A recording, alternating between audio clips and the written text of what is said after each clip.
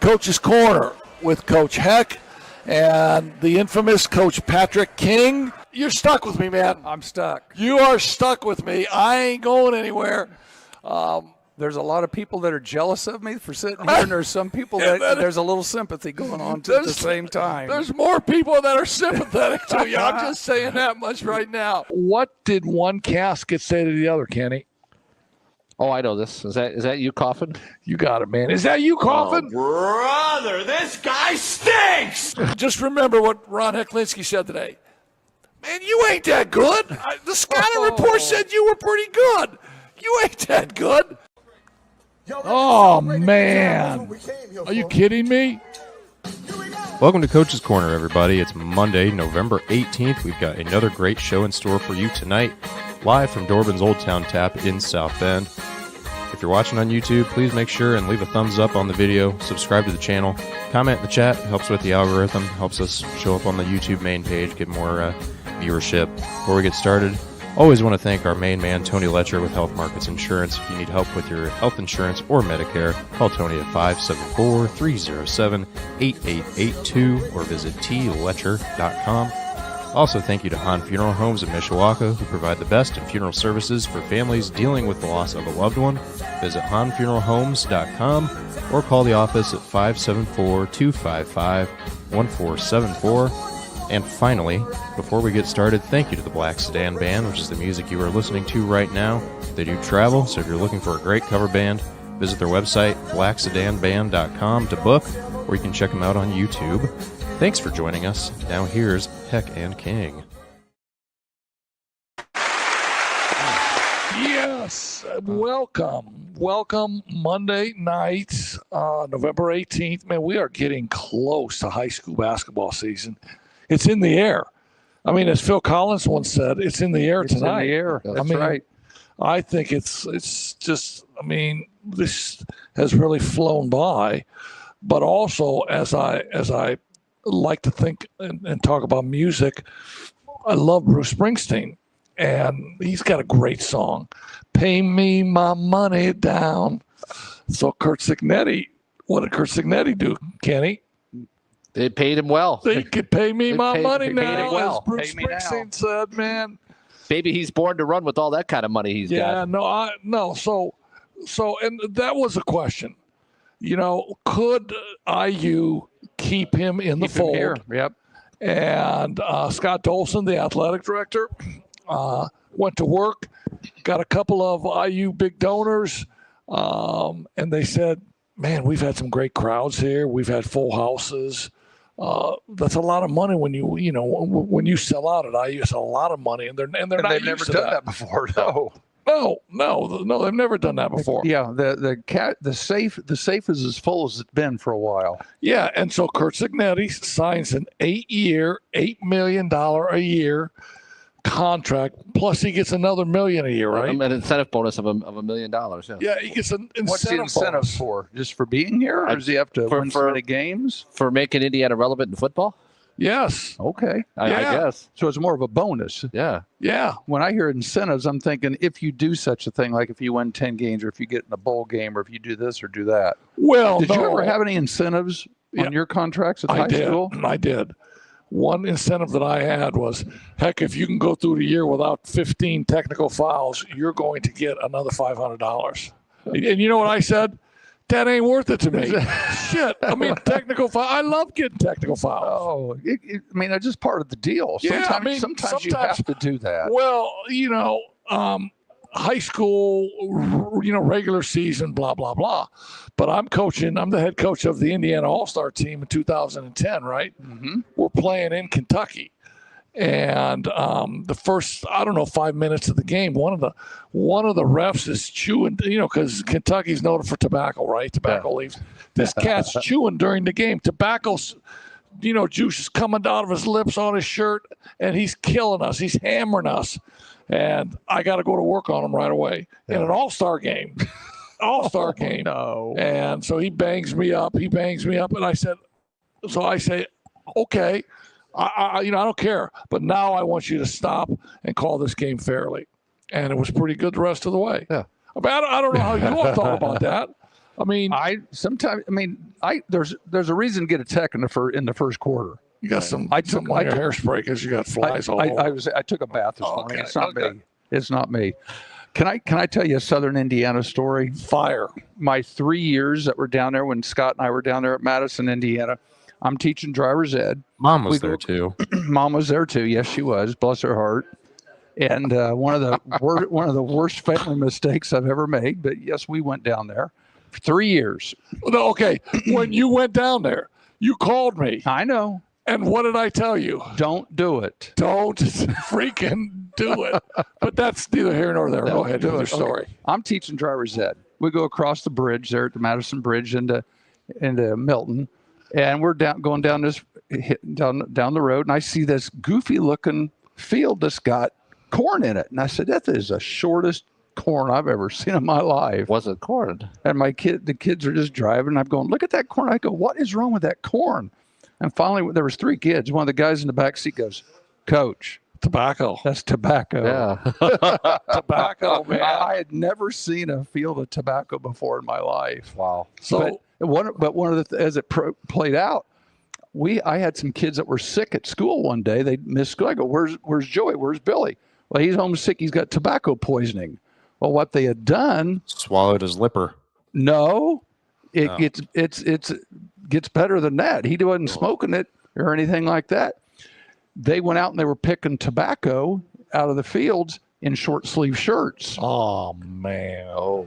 And they were throwing that tobacco leaves over their arms, Tobacco poisoning. and that tobacco resin got into their blood. I mean, think about your health classes. I ordered the 3 different ways that you can get medicine or a substance into your system. One of them is soaks through your skin, just like a tobacco patch that you have, nicotine patch that you would have. Yeah. Well, he got. What are the other 2? I don't remember right now. Shove it Ones up you your can butt. And swallow it. Okay, I figured you'd know that one. Suppositories. I was called trying not to Scott. go that way. Yeah. Well, see, we had to break it down. Anyway, that's my Southern Indiana story. All right, so I want to know how that ref managed to spit it. If he's got With a whistle? if he's packing a heater during the game, where's he going to spit?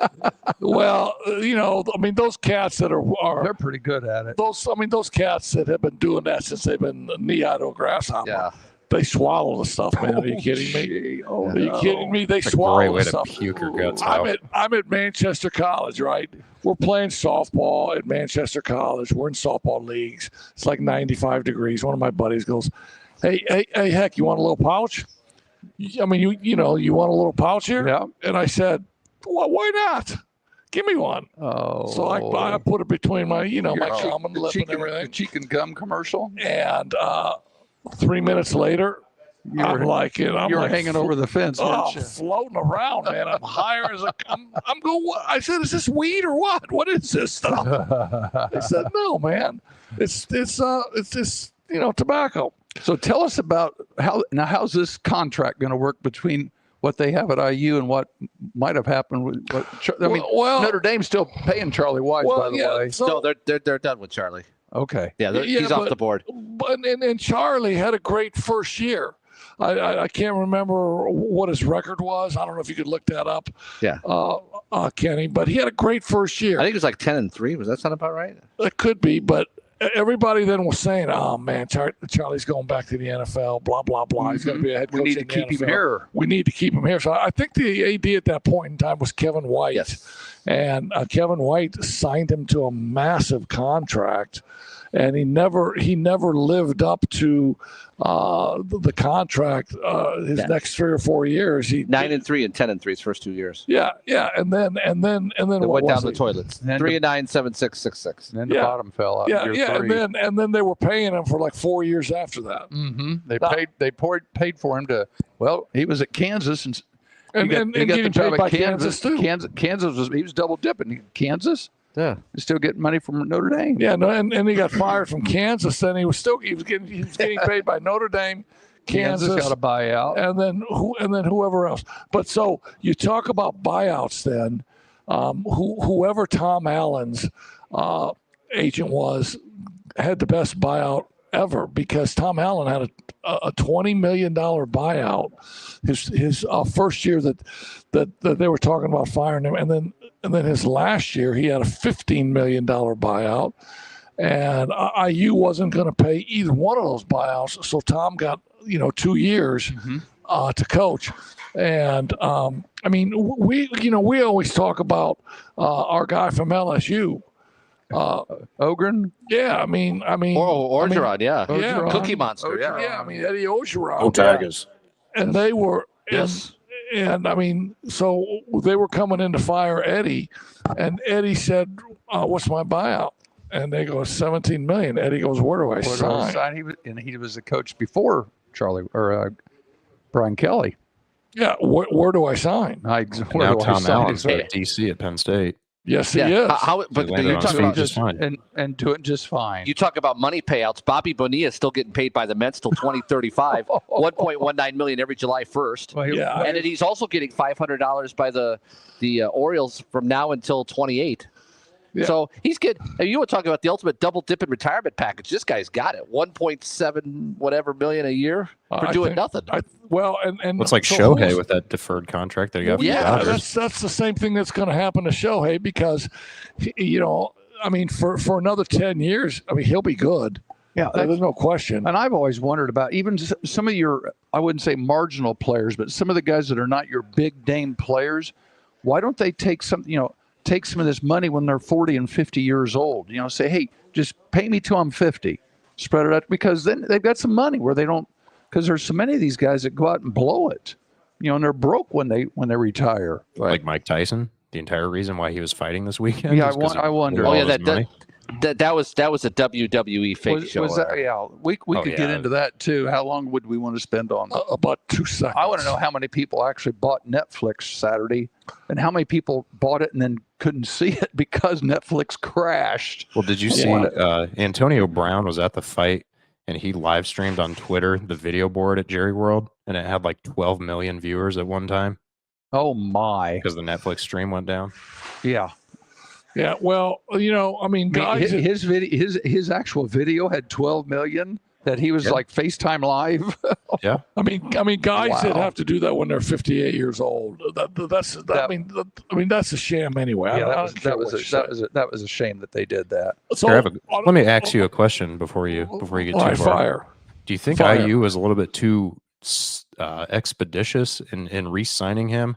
And because I don't know, part of me wonders, like, okay, he's been really good everywhere he's been, but it's a completely different animal coaching in the Big Ten. And so I think IU wants to be relevant in football, and so does everybody. It's the main cash cow for any athletic department, right?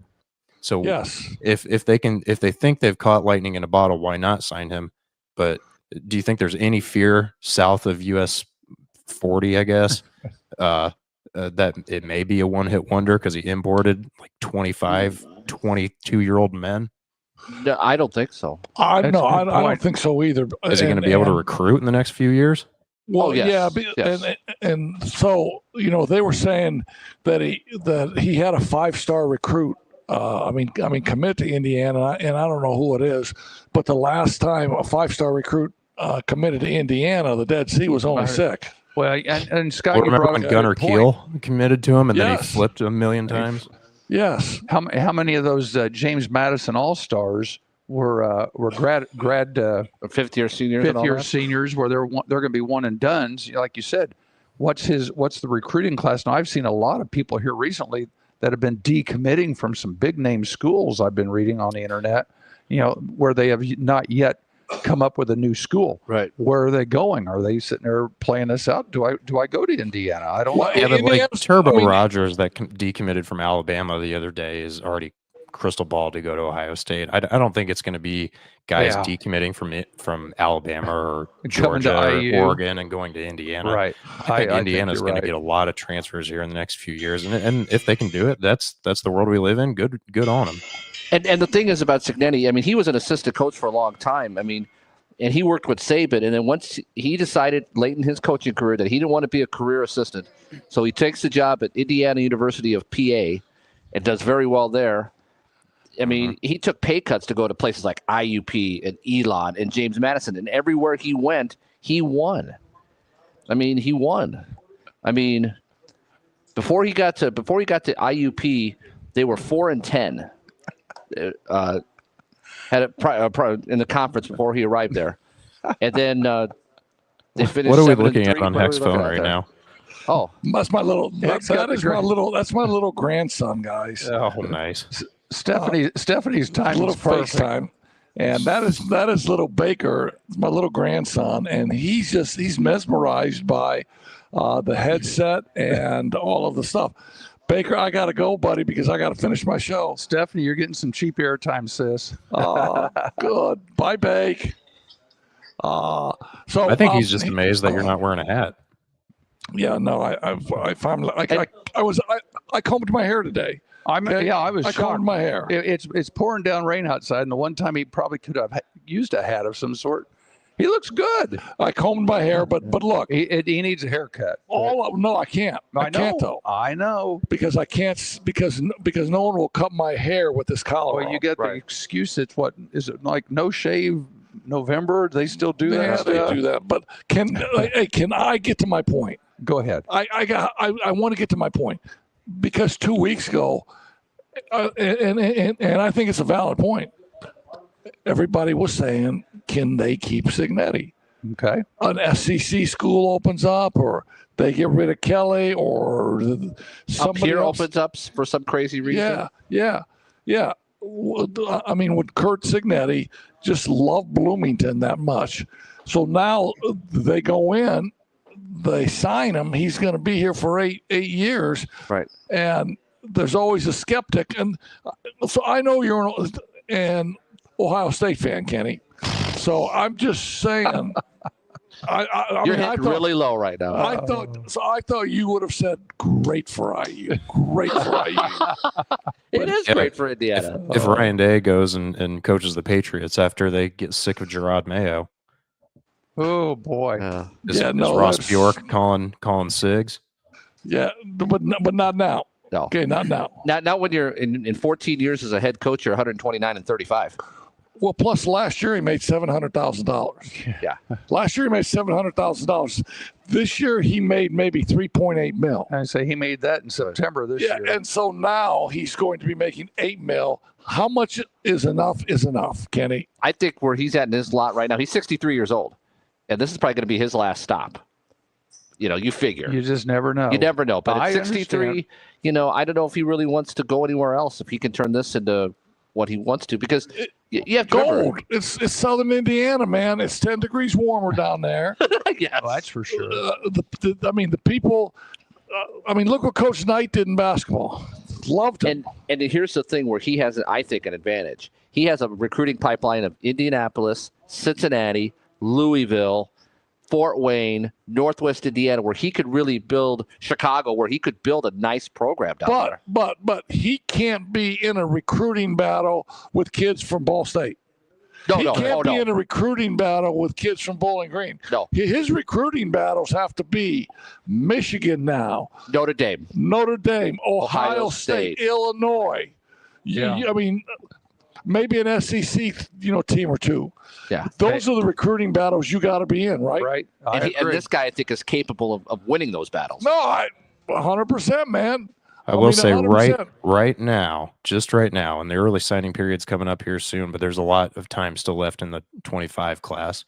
But they have 22 commitments, and right now they're ranked 39th overall in the country, which for Indiana football, it's pretty good. If they're in the top 50, that's an improvement. No. So it's not okay. Ball State or IU, Ball State or IU, Ball State or IU, Butler or IU, Butler or IU, or even to a point right now, Purdue or IU. Yeah, Right.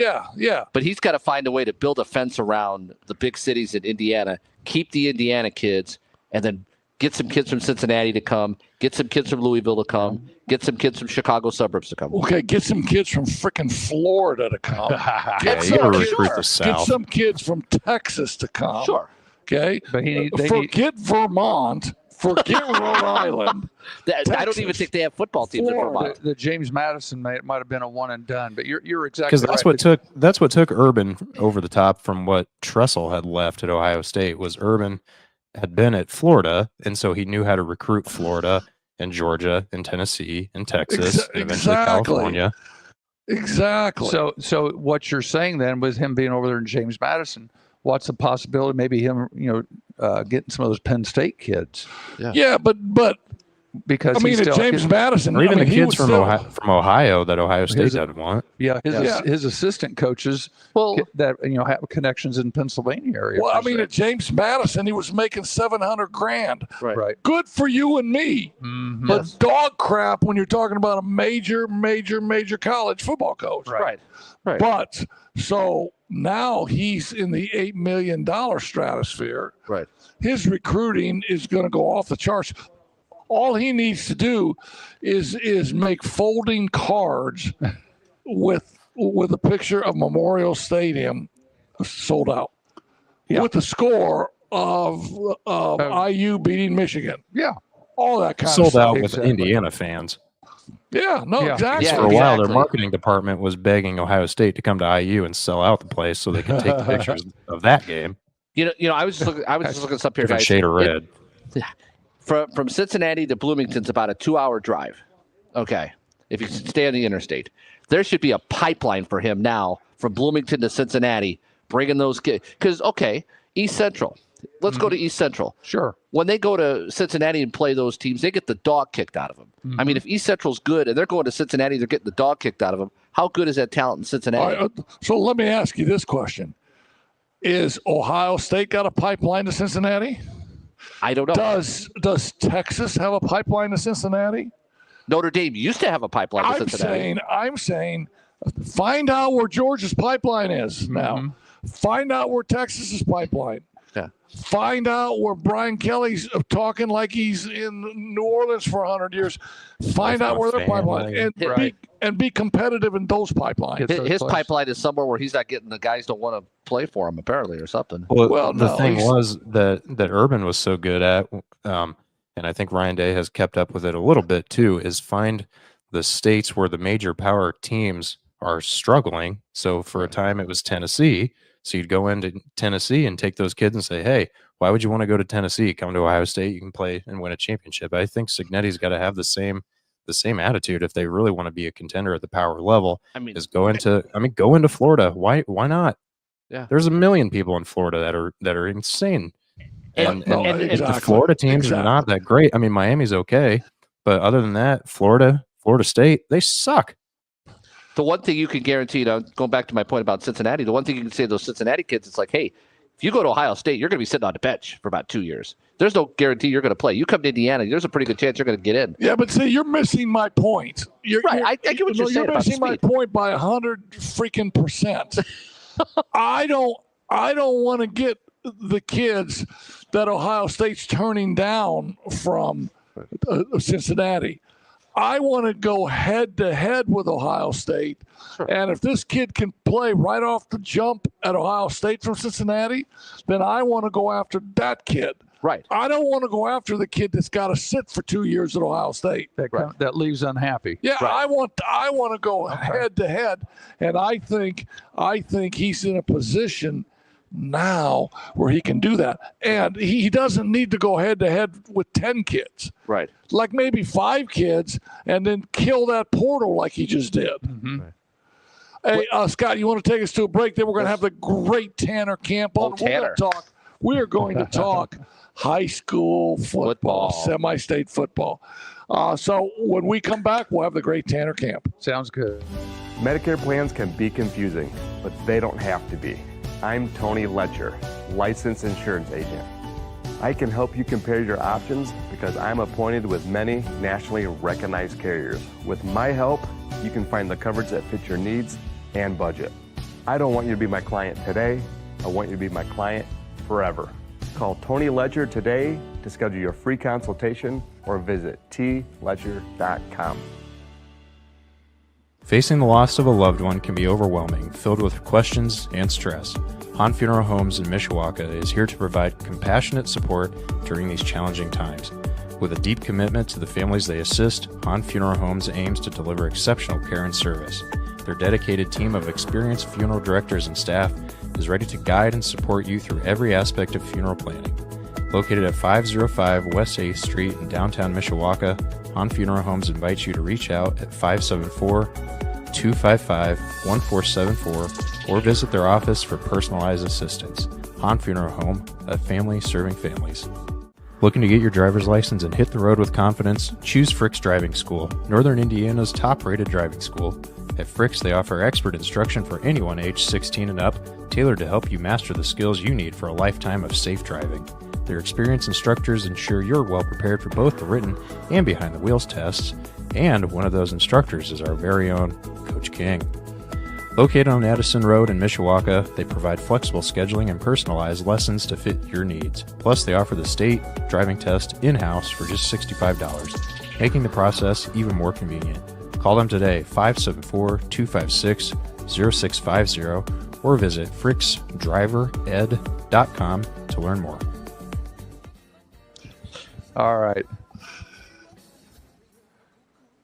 Hey, we are back. You're back on. Sorry, I forgot to put the overlay back on. Come on, man. Come on.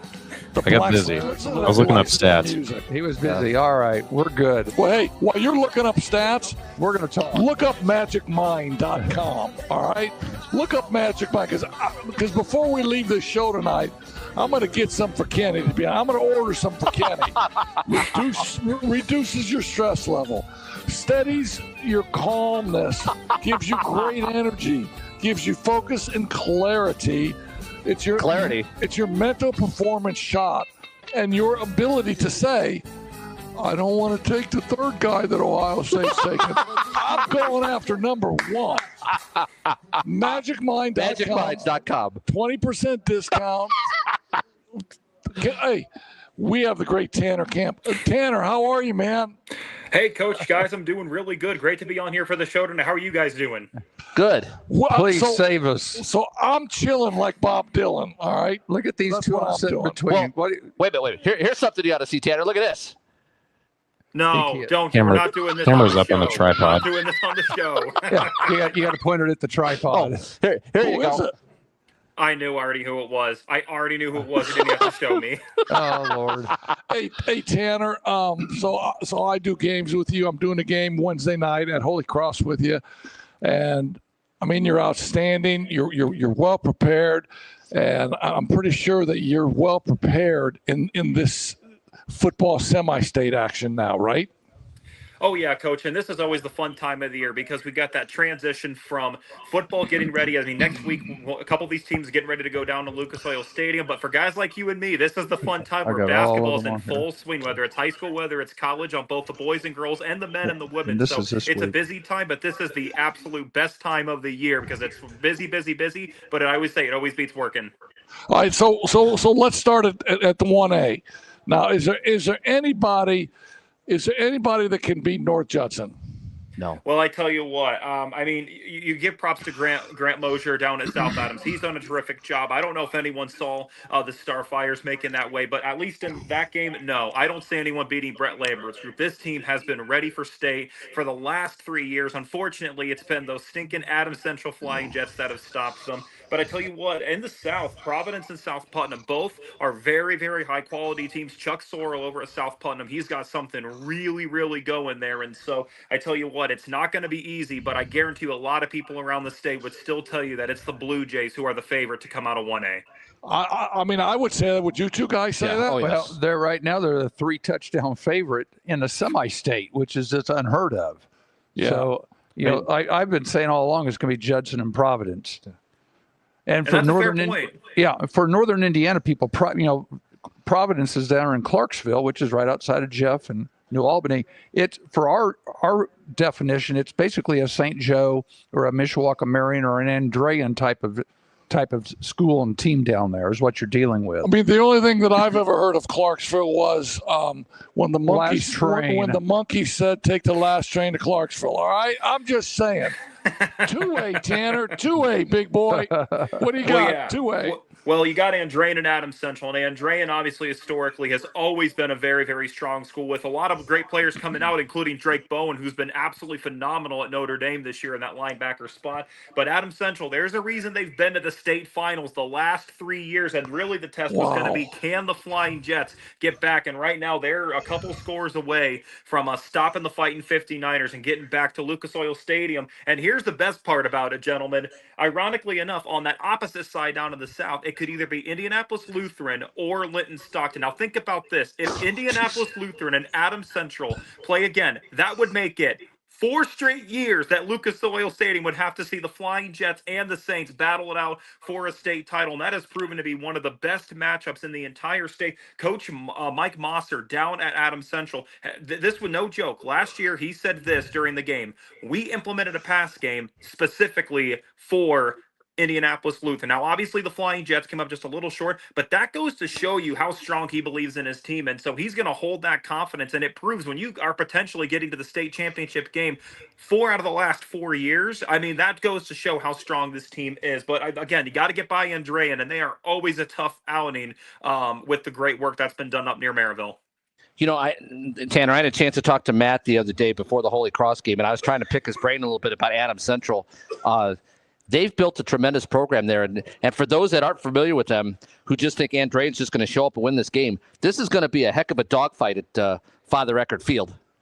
Oh, without a doubt. And unfortunately, the best part is that's a grass field, which is what Adams Central plays on, which does make a big factor. But, and Kenny, you're absolutely right. And I think the other big factor is just of their competition. I mean, you look at week 1, they ended up losing that game, but who did they lose to? And now undefeated, and we'll talk about them in a little bit. They lost to Garrett, and Chris Depue's done a great job there. But that's part of it, is that the Allen County Athletic Conference does a pretty formidable job with other schools like Heritage that at least gives Adams Central a chance to compete against some great teams. And you look at their tournament path, as you just saw there. I mean, they played Eastside. That's a pretty good team. I mean, out of the gates, they played Bluffton. Brent has done a great job there. And then Eastern Greentown, who just is coming off of their first sectional. So, yeah, no, Mike Mosser, I give such a lot of respect because that's what he does. He gets his guys ready. He's had a number of kids over the last couple of years on our Indiana Football Digest Primetime 25. And again, not going to be easy whether they play Lutheran or Linton Stockton. But what it's going to come down to is this: can they win on the road at Andrean? And at least so far over the last 3 years, the Flying Jets have proven that and are going to try to soar their way for their 4th straight state title appearance. What do you got on 2A, Pat? Well, the thing I was going to mention was Linton Stockton had a great game the other day with Brownstown. I think it was a 1-point game in the regional. That was a great finish because, to be quite honest, a lot of people thought Brownstown would be the team to beat in the South. So, including me. Yep. Yeah, and I was surprised at Linton Stockton because I think they were actually behind and came back and won. Well, so, and absolutely. And the matter of fact is, Brian Oliver has been in this position a number of times. Of course, last year they got upset by the Cinderella run in Southmont. But Coach, you're absolutely right. And your point is that props to Brownstown Central. I mean, they played a great game. Reed May has got a good schedule. But you look at Brian's schedule. I mean, look at some of those teams. They played Boonville. They've had a solid team. They beat Monrovia, which is a great win down in 2A. And then look at their path as they had to get here to Indianapolis Lutheran. And again, it's not going to be easy to try to beat Dave Pash's team. I mean, they've got a really, really solid group going there. So, yeah, Coach, I agree with you is that win against Brownstown may be a big factor for Linton if they can pull off the upset and beat Lutheran. I'm going out on a limb. Okay, 2A will be a private school winner. A private school will be either Andrean or Lutheran. And that's been one of the big complaints about the private schools have been dominating the smaller schools, and this will be just another one of them. And the thing is, there's only 3 private schools left in the whole state tournament. Am I right on that, Tanner? Yep. Yeah, it should be Andrean, it should be Providence, and then if I remember correctly Lutheran. off the top of my head, it should be Lutheran. Yeah. There you go. And you know what? I'm going to have to go with Lutheran because I grew up a Lutheran in a Lutheran church. So I'm going to go with Indy Lutheran. How's that? Just because. I mean, hey, when you win 3 straight titles, until proven otherwise, I've been called a fake Catholic for years. I can dig that. What's Lutheran's mascot? The Fighting Sevens? The Saints. They're the Saints, fortunately. Yeah. Oh, exactly. I thought they would be the Sevens, considering that's how many books they took out. RITC 3A, baby. All right, Coach. Well, you got Garrett, who, as I mentioned, The undefeated. Garrett started off- Railroaders. Garrett The Railroaders. Railroaders. They're trying to get back to the state title. You got to go all the way back to 1974, the last time the Railroaders hoisted a trophy, and that was before semi-state. The reality is this, ironically enough, yes, Garrett's won a state title, but it was not during the semi-state format. So they've yet to win a game in semi-state, and unfortunately, they have to go up against, you want to talk about one of the perennial powerhouses in all of Indiana football, Fort Wayne Bishop Blue was another school that had to get bumped up from 2A to 3A. Oh, that's right. And I tell you what, Kyle Lindsey, man, you look at the path that they've had. That's who they I mean, beat. but because they play in the Summit Athletic Conference, I always say Bishop Bluers could always be a state contender because they play schools like Carroll, Fort Wayne. They play schools like Snyder. They play so many big schools that by the time they get here back in for now 3A, last year 2A, they're always a contender because they've seen really good, strong competition. And so I'd love to see Garrett win. I won't be upset because Kyle Lindsey's done a tremendous job down over at the home of the Knights, but that should be a really good game and probably the shortest distance game. I believe it's only about 15, 20 miles. And so short drive, and I expect to be a near sold out crowd, at least in the north half of 3A. Yeah, and I was going to say, and Garrett, another one, they escaped this weekend by beating Knox. I think it was like a basketball score, 41-40. Yep, and Knox had a 2-touchdown lead in the second Yeah, half. I mean, they had to come back at home to beat Knox. So, Wow. So it was 41-40. As I watched a little bit of a replay of that one, that was an exciting finish. But I think that's going to be, from what people told me, that's a Heritage Hills Invitational, buddy. That's what I've heard. Well, and Coach, you're on the money, and it's not just because Todd Wilkerson, the last name Goldsberry might sound familiar, but Jet Goldsberry, junior quarterback, he is so talented. His dad obviously played at the big level, and so he has proven to do that. And this is their year. They beat Evansville Memorial, who, in my opinion, and a lot of other people's opinions, that was the favorite to win 3A. And when you win any game by 2 scores, that just shows how good this team is. And Batesville, they're looking to get, they've never won a semi-state either. I mean, the kind of theme throughout this is there are 5 teams. If they win, they could get to their first ever state championship appearance. And Batesville is one of those schools, and they got a monster win over Tri-West and Lawrenceburg. Those last 2 schools, Lawrenceburg, they've played in a state title. And then Tri-West Hendricks, they've always been a great school that is always at minimum going to win a sectional. So Batesville's got momentum. But when you saw that Heritage Hills schedule, I mean, just you have to see some of the teams that they had to beat in order to get. You mentioned Vincennes, we mentioned Evansville Memorial, and then even North Harrison had a little bit of good momentum. But the matter of fact is Todd Wilkerson is fully aware. He knows his team, if there's any chance for them to bring home some hardware, this is a big year for the Patriots to try to get back down to Lucas Oil next week. Well, so is Batesville's nickname the Batesville Caskets? They are the Bulldogs. I like the thinking that you're going though, Coach. I like the thinking. The casket company down. I was going to say you could pull your Go joke on Caskets, them go. pretty easy. Yeah, that's your Hey, joke on Tanner, them. Tanner, Bury the opponents is what you do. Tanner, be prepared here. So what did one casket say to the other casket? Oh, all right. Well, I'm going to hear some more of these at Holy Cross on Wednesday. Go ahead, hit me, Coach. Is that you coughing? Brother, this guy stinks. Scott's got you on that one. Hey, Scott and my son and I spent some time in Southern Indiana. Batesville is a basketball school. So for them, Michael Menzer. for them to be doing what they're doing with football, and like you said, for them to beat Lawrenceburg, which is all football, for them to beat Tri-West, which is all football. I mean, this is a huge accomplishment for them. So good for them. Good for Batesville. Oh, and Coach, definitely. Go ahead, Coach. Yeah. Hey, 4A man, we got the Mishawaka Cavemen. Is there a scenario where you see the Cavemen heading down to state? You know what, Coach? I absolutely do. And the matter of fact is, number one, it's going to be at Mishawaka, the Steel Stadium, beautiful new facilities over there. And it's great that Keith Kinder's group is getting those new facilities. And I got to give props to him. What a great job he's done since taking over for Bart Curtis, who also will be competing for a semi-state title on Friday as Warsaw will get on to Maryville. We'll talk about that in a little bit, but I absolutely do. Mishawaka's game is always based off of plain and simple. If they win time of possession and they can hold on to the football, that's one of their biggest factors. And so and you look at who Mishawaka's beaten. I mean, New Prairie. I mean, Kenny knows all about New Prairie and Case McKim, who's done a tremendous job there. You take a look at Northwood and even Plymouth. They had a great second half of the season. Even Northridge, who snuck up on some teams. And you look at those games, there has not been one true easy game that Mishawaka's had, and it's not going to get any easier as East Noble. Man, they've steamrolled through teams. But when it comes to the O'Neill kid at fullback, he's tremendous. It's just a sophomore. Both Snyder kids as well. I mean, this is going to be a great game, but I do think being at home at least is going to help Mishawaka give themselves a chance to get back down to state. But what do you know about East Noble? Well, they're under a new coach. They're under new coach and Alex Stewart. Before you say anything, they are the Knights. And so in case there's any other clever puns with that one. But East Noble, I mean, you take a look at their schedule. The one thing that you respect, look at that schedule. The only loss is to Snyder, and they were obviously last year's 5A champs. And this is a team that, based off talking to Alex Stewart a little bit, they've got a couple Division I kids who have really stepped it up when they needed to. And then you take a look at especially those last 3 games. I mean, Leo, they always have a great year, so to shut out the Lions is impressive. Fort Wayne Bishop Dwenger, never easy to shut out Jason Garrett's team, and then Huntington North, who is coming off of their first sectional title in quite some time. But East Noble, I tell you what, they've always been a strong powerhouse, at least in terms of football, but now this is going to be a real test for the first-year head coach and Alex Stewart, and they're going to need to have a big game plan to try to shut down Mishawaka. And preparing for the option in 3 days or whatever it is.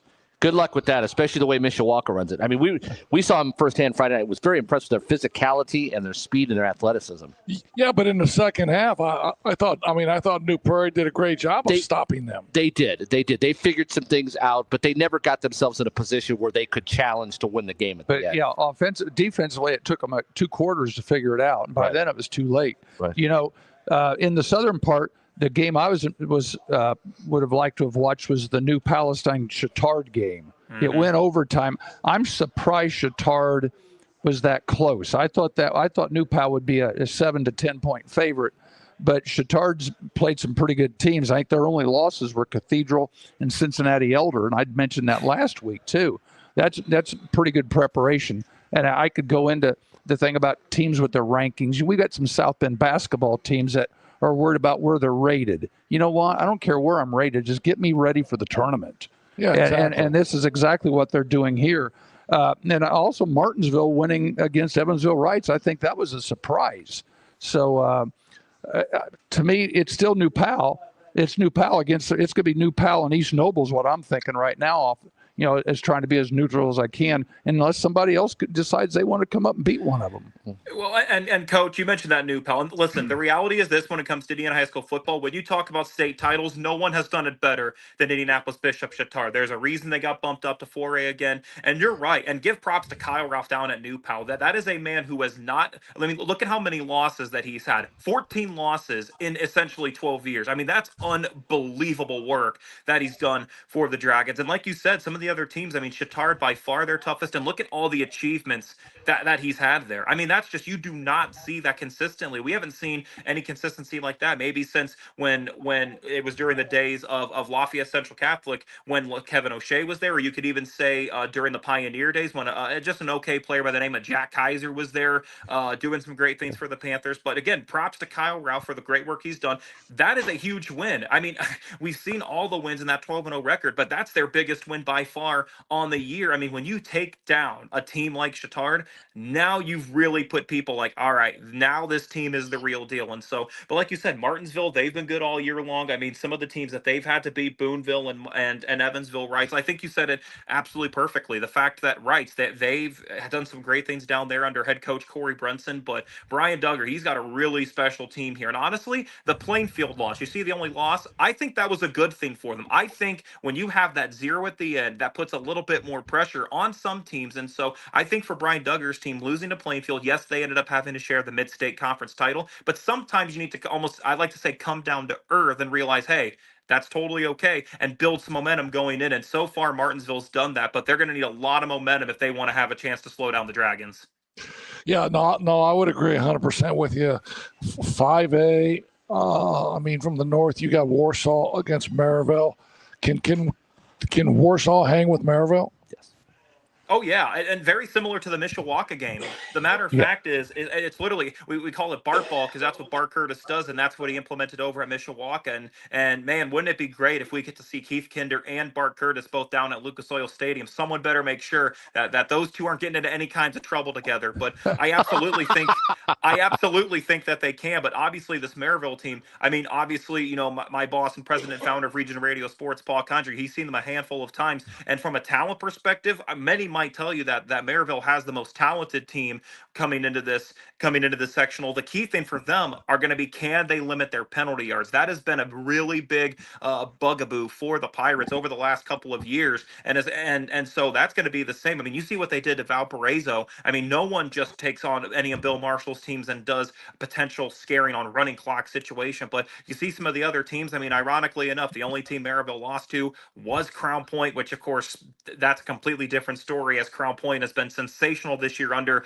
guys like Noah Ehrlich and Larry Ellison. But for Maryville and for Brad Cease, and guys, here's your fun fact in this game: Brad Cease's alma mater is Warsaw, so he's gonna he's gonna have a little homecoming. So we'll see what Brad Cease can do here. But I do think Maryville's probably the favorite. But again, similar to the Mishawaka game, if Warsaw plays the game they have, and they have played some really good football at the right time during postseason play, Warsaw very much has a chance. If you were to ask me today, I would probably say Maryville's the favorite, but it would not shock me if Bart Curtis gets his team to state for the first time in school history. Well, and I think, Tanner, you got to look at the job that Bart has done this year with this team. I mean, they went down to Warren Central, got the crap kicked out of them. Then they come home and lose to Plymouth for the first time in forever. I can't remember who the other loss was in that stretch. But after they lost 2 in a row, they righted the ship, and they've been a completely different team since the losses that they've had. Well, and Kenny, we talked a little bit about like Martinsville when they lost to Plainfield. I'm telling you, and I know Coach Heck will agree with me with this, I really believe sometimes a loss or two, when it comes to postseason play, I've seen this so many times. There's an undefeated team. They're riding some great momentum.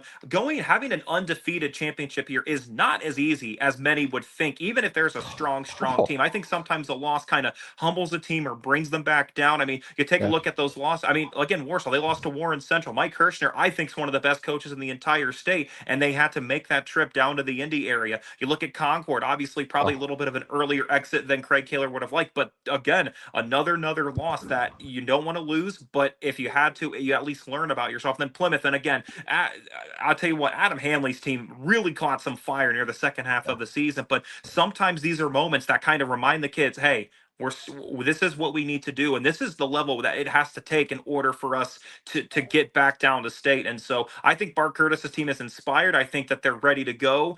They got coming off a really nice win over Lafayette Jeff, and I think they need to carry that momentum. Yeah, no kidding. Well, and I think 5A, if you look at all 6 classes, is probably the most wide open of the 6 tournaments. You've got right now Maryville's the highest rated team of the bunch, followed by Decatur Central. And Decatur Central's really surprised a lot of people. They lost some games early in the season, but they've turned things around too. And they've got to play Bloomington South, which is kind of a surprise. Where's that game at? I don't know. I don't have those. That game will be at Bloomington South. It'll be at Bloomington South. Okay. So what about the Warsaw Maryville game? Where's that game at? Warsaw. And then so that game will be at Warsaw. Oh, okay. So the Maryville Pirates have to go from the Central Time Zone to the Eastern Time Zone. And going back to Decatur Central, don't forget Kyle Enright's team played in a state championship game last year. But the one thing is that was a young group. I mean, they only lost a handful of players due to graduation. And so honestly, Decatur Central, at least for me, is probably the favorite in that game against Bloomington South. But kind of like what Coach Hecklinski was alluding to, it is at Bloomington South, and that could play a factor. Home field advantage is going to play a big factor as we're only one game away from state next week. And so, but again, Kyle Enright's done a great job. And again, just like the next year, a lot of those same kids are going to be coming back. So this group may have just matured at the right time and could be seen a second straight year to get back to Lucas Oil. All right, if in 6A, Crown Point's got to go down to Westfield. Talk to me about that. Well, obviously, the biggest thing is that's a rematch of last year's semi-state game that in Crown Point ended up going to overtime, and Crown Point was able to just squeak out of that one. And I tell you what, they're going to need to have an almost perfect game. I mean, gentlemen, the matter of fact is this: their win against Fort Wayne Carroll was the only game this year that was not a running clock for Crown Point. That is how dominant the Bulldogs have been this year. But obviously, as you know, the further along you get into the tournament, the higher quality opponents that you start to see. I mean, look at some of the teams they played. They beat up on their crosstown rival in Lowell. They decided to go out of their way and play Arizona College Prep and just hammered them. And ironically enough, Arizona College Prep, as I saw somewhere, didn't lose a game except for against the Bulldogs. And you see what they did to Maryville. Look at that Maryville score. You don't just do that to the Pirates at Demery Stadium. Yeah. I mean, that is so impressive. And Craig Buzia, I mean, as Paul and I talk about in the office, it was not a matter of if the Bulldogs would continue to rise. It was a matter of when. Craig Buzia is a proven winner. I mean, you see his overall record there. 256 wins does not happen by accident. And look at the success wherever that he has gone. I mean, he has proven to be one of the top tier coaches in all of the state of Indiana. And so this is a Crown Point team led by Noah Ehrlich, who's heading off to Miami, Ohio next year. And honestly, guys, Larry Ellison's the factor. He is about as good of a running back as you are going to see at any part of the state. I mean, he somehow finds a way to bounce off of tackles, to maneuver his way through. But as we talked about with Westfield, they got to make that trip all the way down just outside of Indy, and they're going to need another really, really big effort in order to get back. I mean, Noah Ehrlich, he's a sensational quarterback. He's a good leader, both on the football field and off as well. Again, another reason why he's on our primetime 25 for the Indiana Football Digest. But yeah, Craig Buzia is going to need to put together the most perfect of game plans in order to get back to state. But Westfield, always a tough challenge. Josh Miracle, a former Hobart Bricky himself, he has done a great job in his first year. You see, the only loss is to that Brownsburg team that is on the opposite side of the tournament. And so it's going to be a fun game. But again, Crown Point is going to need to be about as perfect as they have been all year long if they want to make it 2 years in a row that they get to Indianapolis. Hey, Tanner, I want to ask you this. You know, Crown Point has dominated everybody they've played. And I call this, when you get to this time of the year, you've dominated people, I call this the Vegas factor, because when you haven't been in a close game all year, you don't know how your team's going to react. If the game is close, how much of a concern should that be for Crown Point fans? Because they've been blowing everybody out all year. They've never had to be in a pressure situation where they've had to win games at the end.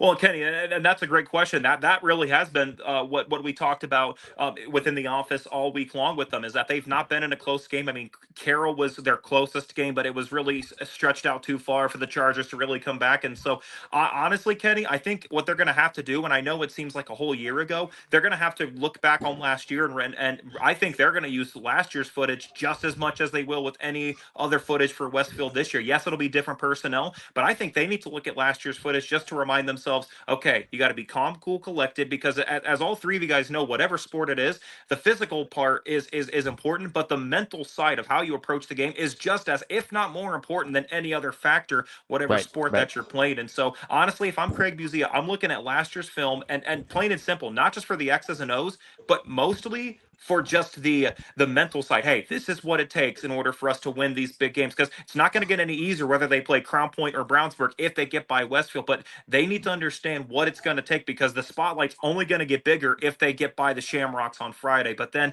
you'll look at your film, you'll see what Josh Miracle's team has done, but I think you need to look at last year's game against Westfield and remind the kids, hey, you need to play this way if you want to make it back-to-back trips to Lucas Oil. Center Grove going to come out from the south, you think? Well, I never, ever want to count out Eric Moore. That man transformed Center Grove. At one point, it was only a basketball school, and now you could argue it's more of a football school, even though they've got one of the nicest basketball facilities in that whole part of the state. But, you know, and what plays a factor, it is going to be at Center Grove, which is a very tough place to win at. But similar to, because they're now an independent school, and the thing with Center Grove is they play a tough schedule as well. But Brownsburg, I tell you what, their win over Lawrence North, who a lot of people thought they had the best chance to win state, and that's a really good win for John Hart's group, and you see the talent, and that's a part of that great Hoosier Crossroads Conference. Look at the teams that they've had to play. I mean, you look at Fishers, that's a really, really good game. Westfield, really, really great win on their home field. Hamilton Southeastern, their only loss, and they were able to learn a lot from that. And then even Ben Davis. I mean, I know Ben Davis was down this year, but you never count out the Giants when it comes to postseason play. And so for Brownsburg, getting that signature win over Lawrence North, now the problem is now you've got a team it's been a while since they've been at this semi-state level. I mean, the last time Brownsburg's even won a state title or has earned a semi-state title was 1985. And so the question is, can they don't let Center Grove, half of Center Grove's battle, I think, is just those two words that are on the chest, Center and Grove. You can't let that get inside your head. But I tell you what, if you were to ask me today who I think, I would say Center Grove, because my mindset is plain and simple. I never count out an Eric Moore team as long as he's still down at the home of the Trojans. Well, and last week's game, the Brownsburg-Lawrence North game, was probably the game of the week statewide. You had number 1 Lawrence North, and you had Brownsburg, who used to be number 1, playing against each other, 22-21 for a final with a missed field goal at the end that could have made it. We'd be talking about Lawrence North instead of Brownsburg. Yeah. So, I mean, how long has it been? 100 years since Lawrence North has been number 1 in the state. I mean, Lawrence North in basketball used to be number 1 in the state, but not football. So that's a testament to their coaching staff and football program at Lawrence North, right? Yep. Oh, yeah, Pat Mallard. I mean, this is a team, and they've had good records in the past that because of how tough their sectional is, and really the standout name is Cathedral. And obviously we all know that Cathedral is another one of the standards of Indiana high school football. And so that's why it was such a huge deal when Lawrence North, they took care of Lawrence Central, one of their big arch rivalries, but that Cathedral win was a statement win. And they didn't just win. It was fairly convincing for Pat Mallory. And I got to give him credit. I mean, to have a season like they did, I mean, at first when you see in the beginning, it's like, we'll happen when it comes to their big test in the second half of the season, and they met all the standards, and so that's why you got to give them credit, even though they didn't reach their ultimate goal of getting back down to Lucas Oil Stadium. I mean, look at some of the talent that they played. I mean, you look at that Ben Davis team. I mean, no one just beats Ben Davis by 30. I mean, to almost running clock is an insane. Warren Central, Mike Kirshner, already mentioned with him. Even Center Grove, a nice 2-score win. And so the matter of fact is, Pat Mallory and his kids should not be ashamed of the job that they had. You could argue maybe the best season of Lawrence North football ever in that program. I know they came up a little bit short, but what they did, and the fact that, as you mentioned, just 2 points away from getting to play Center Grove here this week. But again, got to commend Pat Mallory for what he's done. But again, just props to Brownsburg. They've been in this situation, and they finally put the pieces together for a matchup against Center Grove on Friday. Let me ask you this question now, and I mean, don't spend a lot of time thinking about it. Just, the player's name coming right off your head. The best player in 1A. Best player in 1A. Yeah. I would probably say, just taking a look at the teams and going real quick, honestly, the offensive line for North Judson. Cole Kozer, if you want me to just pick one, but the entire offensive line for North Judson. I have to give credit to all those guys up front. All right, best player in 2A. Best player in 2A. Well, I was going to say Jackson Willis, but now there's rumor that there's a chance where they're not sure if he's going to be able to play on Friday night. But Jackson Willis is who I would pick in 2A. So where does he play at? He plays at Indianapolis Lutheran. He's been their main quarterback over the last 3 years. All right, 3A. Jet Goldsberry, quarterback for Heritage Hills. What about the kid from Knox, the running back from Knox? Miles McLaughlin is very good, and the only reason I don't say it this year is because I'm going to get to say it next year, because he's a junior this year, so he'll get one more year. And honestly, by this time next year, if we see Knox in this position again, mark my words, it will be Miles McLaughlin who I pick. 4A. I think I may have to go with, honestly, maybe either the O'Neill or the Snyder kids over at Mishawaka. I really like their game, and they're only sophomores. That's the scary part. I mean, other than Landon, but the Snyder brothers are very, very good, and they're going to be good over the next couple of years. 5A. Oh man. Honestly, I think for I think Maryville's just secondary in general. Maryville's secondary is just insane. They're athletic, they're quick, and they are going to really give Warsaw some troubles at any point, because they're going to push up real quick, knowing about Warsaw's run game. Well, yeah, no, it's all assignment football when you play Warsaw, and those defensive backs have very strict assignments. What about a 6A then? I mean, personal opinion, I got to go with Noah Ehrlich for Crown Point. I mean, when you talk about leader, he's the definition of leader on and off the football field. That's my personal take for 6A. Coach of the year. Coach of the year. I think one coach. One coach. Okay, that's a good question. Honestly, I might have to go with Josh Miracle for Westfield. I mean, when you're in your first year and Westfield football's a high standard down outside of Indy, and to only lose one game and to put yourself in a position where you're going to go toe-to-toe with Crown Point, he would probably be my number one choice. But if I had to go small school, Brett Lambert for North Judson for putting on one of the most dominating seasons that I've seen in small school football in a while. Sportscaster of the year. I mean, if I don't Tanner Camp. That's nice of you to say. I mean, the problem is that I got to say Paul Condry, because if I don't get where I'm at if it wasn't for the lessons I learned from him. Oh, that's a great answer. But I'm going to throw one more at you, and this is the last one. Color analyst of the year. He's sitting right there. Okay. Patrick J. King. Stop it. I could always go both of you guys. You guys both work so well with each other. And I tell you what, there's a lot of good guys. I mean, I could go with Steve McIntyre, who's Paul's color man. You go Frank Kiplikowski, who, Kenny, I'm sure you know this, the man with two brains. He will do his He's own unbelievable. stats. He will do his own stats while providing commentary, while reading ad reads, and while looking for scores across the state. I mean, he's unbelievable. The man with two brains, and well deserving of it.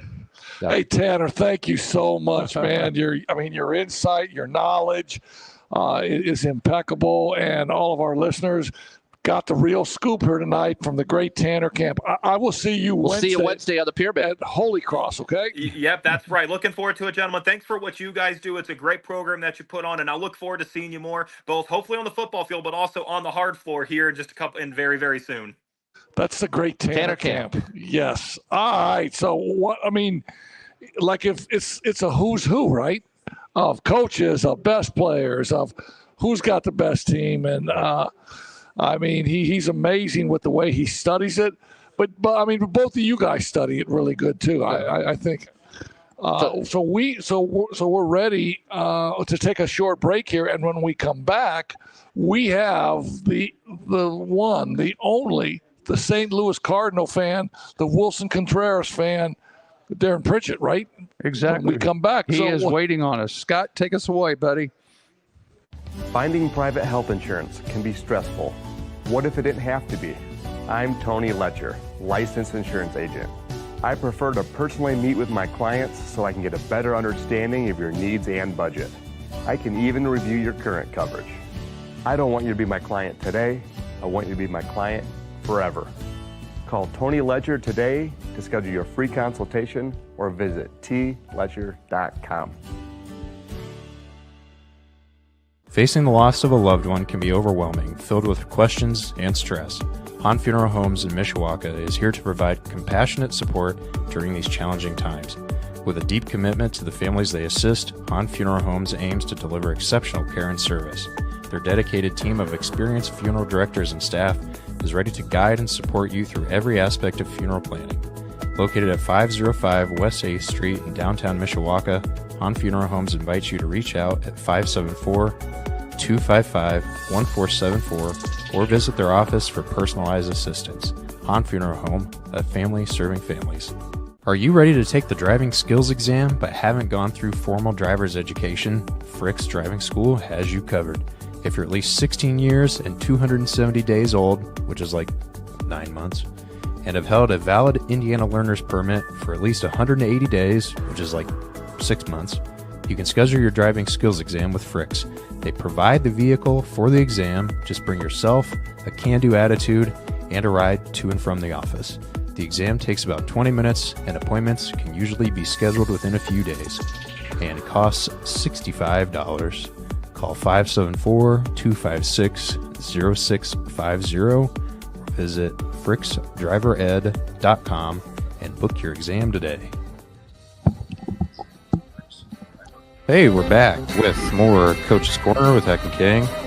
6:30 Central, 7:30 Eastern, and we are always happy to welcome the great, the one and only 960 WSBT man himself, Darin Pritchett.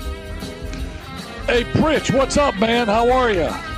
Hello, guys. What is going on this beautiful fall Monday? The Cavemen doing semi-state, baby. I'm fired up. Yes, they are, but I'm really fired up when I hear the Black Sedan Band out of Birmingham, Alabama, man. I can listen to that music. Listen to that. Listen to that keyboard. And then that drummer's got to keep up with the keyboard. What's the drummer's name? And that drummer is the great Donnie Hecklinski. Oh man, A couple personal plugs. I'm taking off tonight and going to Birmingham with a broken neck. I'm just saying. You're gonna hurt yourself. I'm gonna listen to some. I'm gonna have to get Black Monica over here to make sure you go home. College football, man. It's that time of year. It's a great time of year. Couple games left. Notre Dame took care of business the other night against Virginia. Did what they had to do. I think Riley Leonard's evolving into a really, really nice quarterback. Is he a championship quarterback? That's my question to you. That's a great question, Coach, because I think the Notre Dame defense can play with anybody in the playoff. The defense can take this team a long way. And with the trickery of special teams, I think that makes them very, very dangerous. They have a great running game. You can count on 200 rushing yards every game, and Riley Leonard is a big part of that.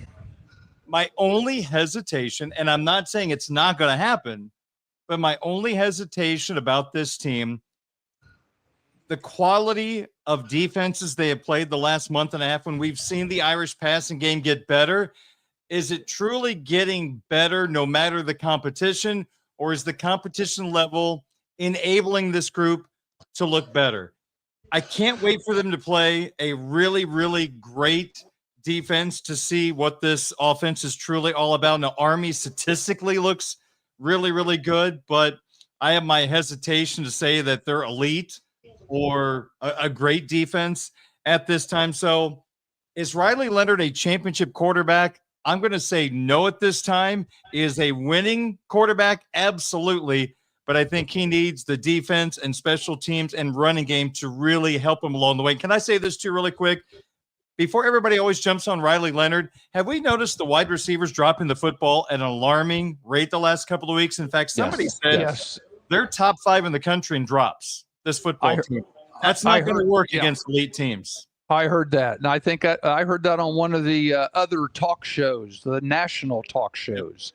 Was brought up. That's a very good point. Hey, before these guys, let me ask you a special teams question. Did you understand what the call was on that fake punt, why it was illegal? Do you remember what happened? At the time, I had no idea. I mean, there are so many rules in football, guys, that are just so off the trail. The way it was explained to me, Jack Kaiser was the player who took the snap. And he was real close to the center. Is that right? Right. If he is under center, you can have any numbers on the jersey on that offensive line. If he is in what the referees believe is the shotgun, then everybody has to be between – the NBC analyst said 50 and 79. Marcus Freeman said 50 and 99 today. Whichever the case may be, Jack wasn't exactly under center, but he wasn't in shotgun. I feel like he was in a gray area. And – I don't know if the officials got it right, guys. It's really complicated. If he was truly just under center, where he just took the snap like a quarterback under center, I think the play is fine. But it looked like to me from behind that he was not exactly behind the center. So that I think that opens up the possibility for the officials to call something different. But so was Marcus a little bit more relaxed on that today when he talked about it? Because I mean, in real time and in game time, that's the most I've seen Marcus fired up. And so I'm a guy that loved to see Brian Kelly fired up. I love to see emotion, and I love to see that. And Marcus let a few choice words go, but I still thought it was great to see him rolling on that. But Darin, the way I understood that was, let's say if you're in that traditional spread punt where you've got the 3 back protectors, those front people can be any numbers. And if you look now, people are putting numbers 20, running backs, wide receivers, linebackers that are numbers 20s and 30 at guard and tackle positions. Okay. what they did was they put somebody up there, and I think it was proximity to the center. They were up reasonably what they would consider a scrimmage play. If it was considered a scrimmage play, now you've got to have people that have the traditional 50s, 60s, and 70 numbers in those, center guard tackle positions, and they did not have that. I think they had a couple 30s and 40s playing guard and tackle if you went back and looked at the actual footage. And that was the penalty part. And that's so trivial, but it's interesting that the assistant coaches, that's their job. They've got to make sure that they put linemen back out there. If they're going to run that again, if that's run again, they got to make sure and have traditional linemen in those front 5 positions. Because you can't change the guy's number just mysteriously, because then you show your hand. Or you throw a jersey, you throw one of those old portable pennies over somebody like we used to, where when you had to have a jersey, they just throw it over him for the punt, and then he'd take it off and go play as a regular position. I remember those days too. Or you let Tyler Buckner be the holder on an extra point attempt or a field goal because he wears number 26, the same as the holder did.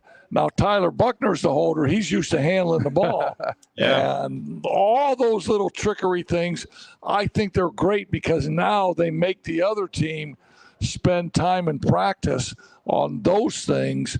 And, maybe it takes away some of their time that they need to spend on some of the other stuff. Darin, there have been people who've, talked about this game coming up here on Saturday night, and Marcus was very, very concerned about reading what he said today to warn people, don't expect Army to be Navy 2.0. When you look at Army, what's the biggest difference between what Army does versus what Navy tried to do against Notre Dame? I think Navy, they came out with a new style offense this year. It's a hybrid style offense where they spent a lot of time in shotgun, in pistol. So they kind of morphed together a bunch of offenses, but still it's a triple option attack. And they throw it a whole lot more with Horvath. Bryson Daly's totally different. He is someone that's not going to throw the football a whole lot in this game unless they get behind, of course. I think he's thrown 59 times this year. This is more traditional triple option. I think Navy did a good job of they'd come to line of scrimmage and then they would shift into a different formation. But Al Golden had the defense so amazingly ready. You saw the defenders pointing and they were communicating. They never got fooled by anything really Navy did all day. It was pretty spectacular.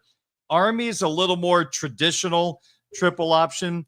I'm not sure they're as explosive overall as an offense, but the Daly kid, the quarterback, is running the ball like crazy, but doesn't throw it as much as Navy. So I would say formationally and less throwing is the big difference between Navy and Army. The big concern also should be for Notre Dame is Army's ability to hold the ball. I mean, they had a drive last week against North Texas. It's like 21 plays, and they burned about 14 minutes off the clock, and Notre Dame can't afford to have that on Saturday night. I'll tell you what, though, guys, with Al Golden in charge of this defense, I'm fully confident everything's going to be fine. The Northern Illinois game was weird. They ran it a whole lot better than you expected. Florida State kind of the same way, but he sets up the defense. He doesn't want to give up the big play in the passing game. He'll give up a few rushing yards. Now this week is going to be a little different. You got to take away what you can from the triple option attack, but I think Golden's the coach of the year when it comes to assistant coaches. I think it's the Broyles Award. Yes. Bob Diaco won that years ago, but no one's been better than Al Golden this year. When you figure they've lost an All-American corner in Benjamin Morrison, Boubacar Traore, Jordan Botelho, 2 defensive ends, and this defense has not missed a beat. And they're getting great contributions from their young guys. That's the impressive part. Linebacking core, a lot of young guys are playing great football. Drake Bowen from Andrean, Jaden Osbury, who went to high school on the edge of LSU's campus and picked Notre Dame over LSU on down the line. It's just been spectacular, guys. That's why I think in any situation in the playoff, Notre Dame has a chance against anybody because that defense, I think, is going to stand up. I'm just thinking, you mentioned earlier on your show that Notre Dame came up. Who is their third running back that did so well this past weekend? We know they have 2 very good running backs. Who is the third one? He's a freshman, is that right? Yeah, Aeneas Williams. They're starting to give him some more looks too. I think that's interesting that as a freshman, they're getting him he's getting into I wouldn't say the rotation, but he's getting more clock than he did earlier in the season. And Coach King, they're even letting a freshman be out there on third down when you have running backs who have a lot of responsibilities on third down and pass protection. That's something normally freshmen and sometimes sophomore and junior running backs struggle with, but they believe he can handle it. He's done great. And I know they drilled Florida State, but that first drive could have been over very quickly in that game. But it was Riley Leonard finding Aeneas Williams, and he went 28 yards for a first down on a pass play. So he is going to be a 1A running back in the very near future, but he's got two elite guys in Love and Price ahead of him right now. But right, yep, and another great one. And Darin, you just mentioned one thing there was the passing. He's a good receiving running back. You find a running back that can catch the ball coming out of the backfield, that adds a whole different bonus to his resume. That you find a running back that can catch the ball and then make plays. And he had 3 targets over the weekend, and I think he had 3 catches. and 3 catches. Yeah. So I mean, that's pretty good production right there for your third running back coming off the bench. That's the one thing that I really like about Marcus Freeman. And I mean, if you're recruiting 3A or 4-star kids or 5-star kids and they're freshmen, he has nothing. I mean, there's no hesitation with him putting a freshman on the field. I mean, a freshman that's got that pedigree, and he's a good football player, and he'll put him in there where some college coaches won't do that. Some college coaches, back in the day when they redshirted everybody and their brother, they wouldn't do that. But I think Marcus Freeman, if a kid can play, it doesn't matter if he's a freshman, if he's a sophomore, whatever, he's going to put him on the field. And Coach Heck, I mean, the perfect example is the cornerback position the last couple of years. Benjamin Morrison, Christian Gray, Jaden Mickey, on down the line, Leonard Moore right now. All these guys as freshmen were prepared. Well, first of all, they recruited the right guy. They developed them, and here they are contributing. Without Benjamin Morrison, you thought there's going to be a drop-off. And you know what? Against elite offenses, you're going to miss Benjamin Morrison a little more than you have so far, but I'm telling you, these corners are outstanding, and with the youthfulness of that group, it's pretty remarkable this defense is where it is at this point of the season. Yeah, but that's Al Golden, too, because Al Golden knows maybe this corner is not as talented as Benjamin Morrison, so I got to turn up the heat and give that quarterback a couple other things to think about as opposed to just going after a freshman corner. And it doesn't hurt to have one of the best defensive players in the country around them in safety, Xavier Watts. I mean, the Nagurski Award winner last year was 7 picks. He's not going to have that many this year, but he's played even better. He's been spectacular. He is always in the right spot, knows his assignment, great athlete, just remarkable transition from a wide receiver to one of the best safeties in the country and a guy that I'm assuming will be taken in the first 3 rounds of the NFL draft. Darin, as the season starts to wind down here, Notre Dame's obviously got 2 big games left. As it's gone on here, how do you see their chances, 1, of hosting potentially a playoff game if they win out, and 2, what's it going to take to win Saturday night? Because this could be a tougher game than people may think. Yeah, we'll go with Saturday first.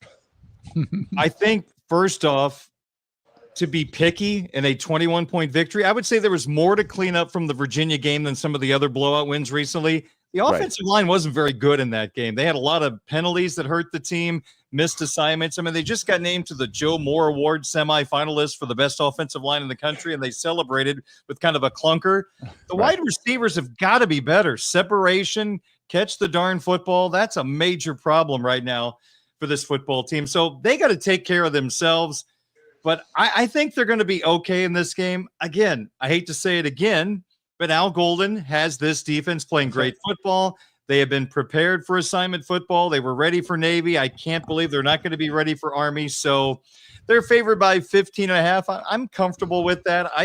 I know Army's defense shows up statistically pretty good, but this is going to be a major step up in competition. I mean, I have a ton of respect for Army. Watched them a couple of times this year, thoroughly impressed. But if Notre Dame is on its game, they're going to be, I think, just fine in this particular game. And the second part was about a home playoff game. Yeah, the way everything has started has shaken out here the last week or two. I don't know, What- guys, if you agree with this. And say, what kind of changes are we going to see tomorrow that we from the present setup? Who's in, who's out? Yeah, because my question is, at the end of the day, even if Notre Dame is 11-1, is the committee still going to punish them for that loss to NIU and force them to go on the road? I look at it this way, guys, and maybe I'm being too simplistic. There's only two outcomes for the Irish. They're either hosting a first-round playoff game or they're going to miss the playoffs. I don't see any other scenario, because when Tuesday night's rankings come out, they're going to be in one of those home playoff spots. And I don't believe someone is going to jump them. Like, Alabama doesn't have the arsenal coming up on the schedule to jump them unless they get to the SEC title game, win, then they go up, of course, to the top 4. But to me, guys, once they get to that home playoff line, 5, 6, 7, or 8, I don't see them getting jumped. So they're either going to have a home playoff game or they're going to get upset and they're going to be completely out. Because I think that's when strength of schedule catches up to them and the loss to Northern Illinois. Otherwise, guys, I just don't see anything in between. I expect Tennessee to fall out of the top 12. And I think two things I'm really curious to see. Number one, Boise State might be in the top 4 tomorrow night. That's right. Because yeah. Boise State might be ahead of the Big 12 highest ranked team, with BYU losing at home to Kansas 17-13. Now, I don't know if they're going to rank Colorado or BYU ahead of each other. I'm going to say it's BYU because they beat Kansas State. Colorado did not. That could be a tiebreaker. But I still think Boise State has a chance to be ranked higher than BYU. And just because they're group of 5, they can be in the top 4.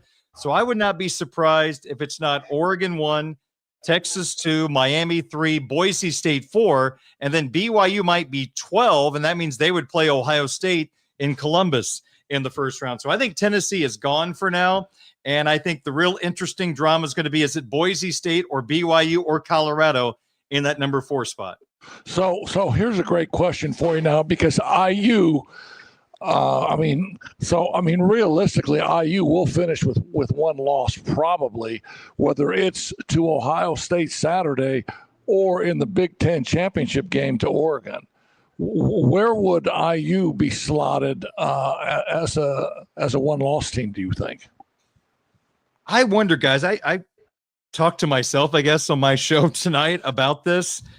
If Indiana plays a close game against Ohio State, then handles Purdue, they're in the playoff. No doubt about it. Sure. Let me ask you this. If Ohio State would happen to beat Indiana, let me just throw out a number, 42-17, then does Indiana's strength of schedule come back to haunt them? I mean, what is their best victory? And it's not just all about best victories. Don't get me wrong. It's the entire resume.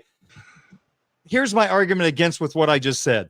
The committee has them right now, 7? They could be 5 tomorrow or 6 tomorrow in the seeding process. If they believe enough in Indiana's resume right now to have them ranked that high, I can't imagine they're going to drop them out of the top 12 if they get blown out against Ohio State. But I think it is something that we have to watch pretty closely. Maybe Indiana plays a close game, and this is a moot point. It's not like Ohio State's just dominated teams this year. So they're number 5 in the AP poll. Yeah, and Indiana's had 2 weeks to get ready for Ohio State, so they're ready to go. And Darin, let's just say they do lose by 3 or 4 touchdowns over in Columbus. Now you start putting them in the same sentence with maybe BYU and with 1 loss, Colorado with 1 loss in the conference, 2 losses in overall. Now you're starting to put them with Clemson with 1 loss or Miami with 1 loss. Where do they fit in? And are they a 9, 10, or 11, or are they even in the tournament? I can't. Their strength of schedule. It's the Big Ten. So they beat Michigan State. They beat Michigan. Nebraska, Washington. Yeah, and they run through that schedule. It's the Big Ten. I mean, in any other year, you say, well, Nebraska's down or Washington's down or whatever. But in any other scenario, those teams would pummel IU, and they have in the past. Now the shoe's on the other foot, and IU has pummeled them. And I don't think they should be held to any other standard because maybe Michigan State was down a little bit.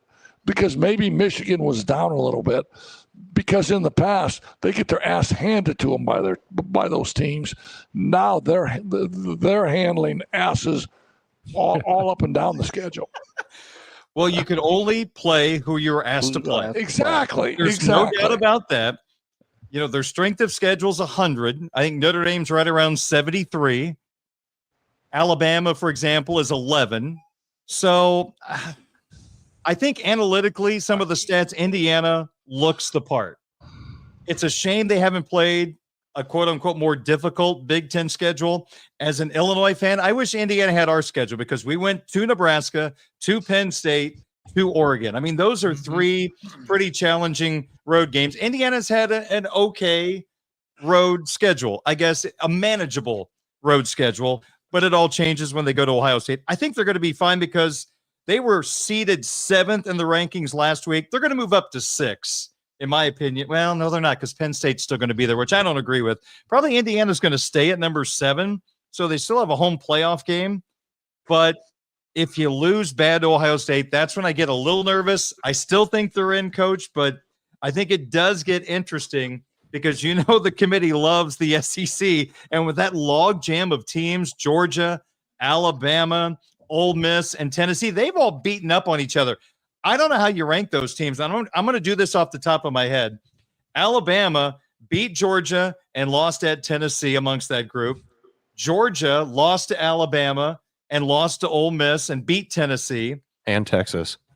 And they beat Texas. That's right. So at Texas, they've got to be in the conversation. Tennessee, you know, they beat Alabama, lost to Georgia, and Ole Miss has played the weaker of the schedule. They lost to Kentucky at home, a 4-win team, but they also beat Georgia at home. So how do you rank those 4 teams? It is really, really difficult. But since Alabama and Ole Miss are ahead of those 2, I'm assuming Tuesday night, they're going to stay there until somebody beats them. I don't know if you want to go to the SEC title game.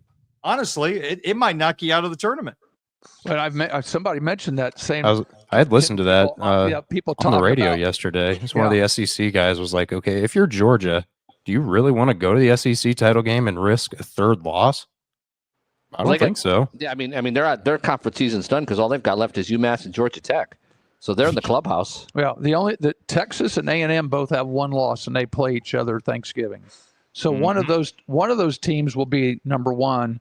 The other one will have 2 losses like everybody else in the conference. And I was looking at schedules. The rest of the teams can probably finish with 2 losses in the conference because with the exception of that A&M versus Texas game, that's the only marquee game that's left. I'm looking at some of these other schedules.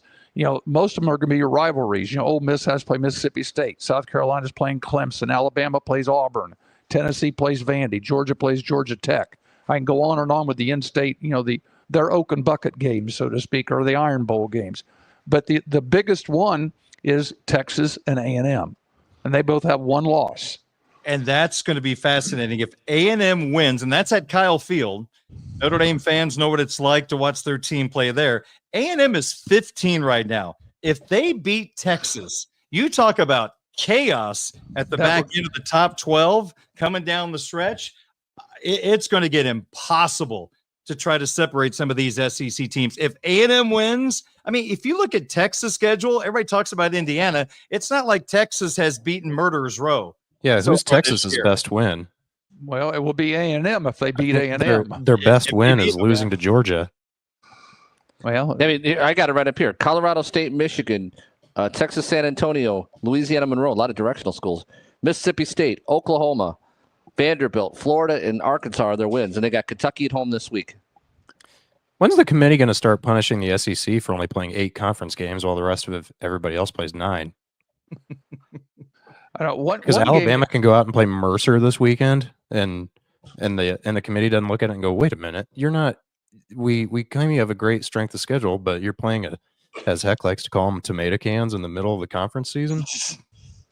Yeah, no, and that's great scheduling if you're Nick Saban and you end up with an undefeated season and you got a tomato can there to like let everybody get healthy. Yeah, week number 8 or 9. Yeah, no, I think it's a great deal. Everybody in the SEC does it. Well, and here's a game that might sneak up on people, Darin. Thanksgiving night, Alabama goes to Oklahoma. Oklahoma's 5-5, not the same team, but prime time, sneaky game before the Iron Bowl. That's a trap game. Just like a Notre Dame at Southern Cal game. I would put those in the same category. Let me ask you guys this, because you mentioned that the SEC in November will play those layup games. So is that any different than Indiana playing Western Illinois in September? Is there a difference when you play the game in how you look at this? Because Indiana played Western Illinois. They might be the worst, one of the worst FCS teams in the country. Yeah, I don't think there's really a difference, with the exception of now the committee is really focused. Now they're saying, let's focus. Where the second game of the season or the first game of the season, who thought Indiana was going to be where they're at anyway? Mm-hmm. But now when you see a game like that, now maybe it has more importance. But I don't think where you play it has any importance, with the exception of if you're playing it late in the season. It's a little bit of a game where you're getting healthy with some of your players that are banged up a little bit, and you're going to go play Mercer, and your number ones don't have to play longer than a quarter or whatever, because you're going to win the game. You're going to win the game handily, and you're going to get some guys healthy. Yeah. Here's a question. So if the timing of it doesn't really matter, so just a hypothetical, what if Notre Dame had played Northern Illinois next week, and Notre Dame was undefeated coming into next week, and then they sleepwalk and get beat by Northern Illinois? Would that take them out, or would we just be saying, okay, do we have the totality of Notre Dame's body of work and whatever? If they're undefeated going into that matchup you're talking about, they're number 5 seed right now. And if you lose to Northern Illinois, you probably fall down, 9, 10, 11. So Notre Dame's probably in better position now playing Northern Illinois in September and losing to them rather than in November. That's just because they've gotten better every week, right? They have. Yeah. It reminds me of Ohio State 2014 when you lose to Virginia Tech in week 2 with a quarterback that had never played. And then you get better every week. And all of a sudden, like, oh, hey, look, Joey Bosa might be the best defender in the country. And then you go out and win the national championship. So why can't Notre Dame do that? I have no argument on that. Yeah, that's why I'm here. College football is what I do. And what we said earlier about Riley Leonard being a championship quarterback, I don't think. I think Notre Dame can win with Riley Leonard, who's not a championship quarterback, because they're strong. Everywhere else, and so I don't think he has to be a championship quarterback for them to win a championship. Perfect example, Coach Heck. 2012, I was down in Miami watching Alabama play Notre Dame for the national championship, and Brian Kelly got the Irish to the title game with Everett Golson as his starting quarterback. And I think his pass efficiency offensive number was in the 70s or 80s, which is right around where Riley Leonard is at this particular time. So defense, running game, that got them to the title game. And also they caught a break on special teams. Remember the Pittsburgh game? Speaking of numbers, they had the same number player on the field. Should have been a penalty. 2. Yep. And it saved the day. They ended up beating Pittsburgh in that wild overtime game and got to the title game. So BK got the Irish to the title game with Everett Golson. So why can't this defense kind of help Riley Leonard get all the way to the championship game this year? Who knows? Darren, let me ask you, let's go back to Notre Dame leading up here to Army. What did you learn today or yesterday, injury reports or anything that we don't know about, who's nicked up that might or might not play this week, or did they come out healthy? Well, defensive lineman Howard Cross is still listed as questionable, did not play last week with an ankle injury, although the senior day festivities, he ran from the goal line to Marcus Freeman to his family, so that's a good sign. I saw that. Yeah. But he was not listed on the depth chart today. But these sports information departments, they don't always get the depth charts right. I don't think the communication is always the best between coaching staff and SID departments. So I don't know if he's going to play. He's listed as questionable. I think the big one, guys, underrated here, is the place kicker, Mitch Jeter. It sounds like they didn't want him to kick anything over 40, 41, 42 yards because of this hamstring injury. At some point, he's got to take a big kick in a game. Do you really want Mitch Jeter to go into the playoffs not having faced any adversity or stress on a kick? He's kicking extra points basically at this time, and that's about it. So you think about margin for error being small in the playoffs, playing a great team. A field goal kick here or a field goal kick there could be the difference to going home and moving on in this thing. So I think underrated with all the injuries they've had. They've got to get Jeter healthy because you've seen the place kicking be a little shaky the last couple of weeks. Hey, so what's the word on Kennedy Urlacher?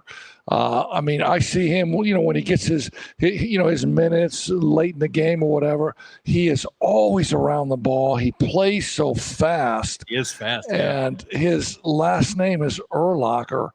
And I mean, I see him as just a potential star in the making at Notre Dame. Well, first off, it's good to see that the younger Urlacher actually plays for an outstanding football organization. So that's Stop yourself right now, or I'm going to call Cairo Santos, and he'll hit you in the midsection on his next field goal. Don't kick it low. That's my hey.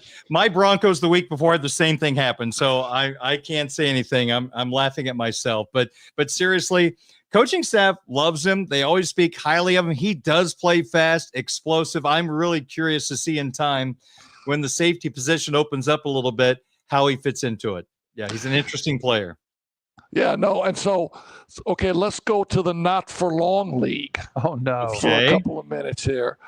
Eberflus, or, as the reporters call him, Flus. He got to go, man. I mean, I'd like to be, a guy that says, I'm a coach. I don't want to fire any coaches, blah, blah, blah. But he got to go, right? Why didn't they do this during the offseason?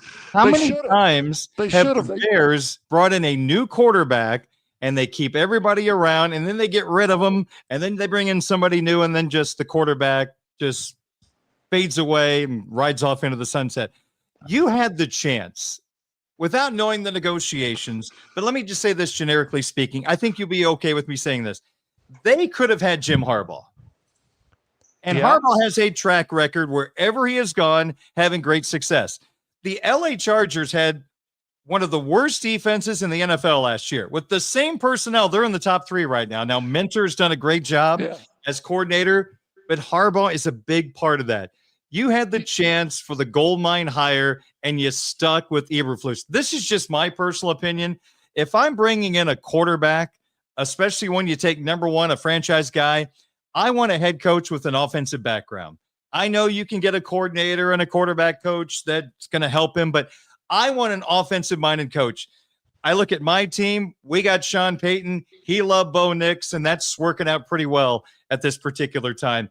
I want them to go out and get an offensive-minded head coach because it's an offensive league. It's all about scoring points in the National Football League. Look at the last few Super Bowl champions, a lot of offensive-minded coaches. Now that we got Belichick out of the way, without Brady, they weren't the same organization. So, guys, I don't know why they didn't do it during the offseason. Go out and get the best guy. If you could trick Ben Johnson, the offensive coordinator from Detroit, there's my guy. That's a pretty good place to start, but they can't let this go on with Caleb Williams. I mean, he needs help. He's got a ways to go as a quarterback. I thought at USC he lacked the ability to go through the progressions all the time and stay in the pocket. He was Superman at times, but you got to do the little things. But in order for him to stay in the pocket and go through progressions, my gosh, the offensive line's got to be better, guys. That's got to be fixed. But they should have done this during the offseason, but there's no way that Eberflus survives this. He never takes responsibility. The Washington game, not trying to stop the play before the Hail Mary, so they got into Hail Mary range. And then yesterday, why don't you try to get a little closer on that field goal? But he never takes responsibility, and that's just not a good sign. So I agree 100% with you. Now let's go to baseball. Talk to me about the Cardinals. Well, I mean, what are the Cardinals going to do? Well, I'm hoping they field a team this year. They're going to have a team, but without Goldschmidt, right? Yes. Without Arenado, maybe, right? I think the rumor is they asked some guys if they would say to their no trade clause. Sonny Gray said he wanted to stay. Wilson Contreras wanted to stay, but It's never been reported, but it's assumed. Arenado said, go ahead and look around. There's been talk about Philadelphia would be a good fit for him.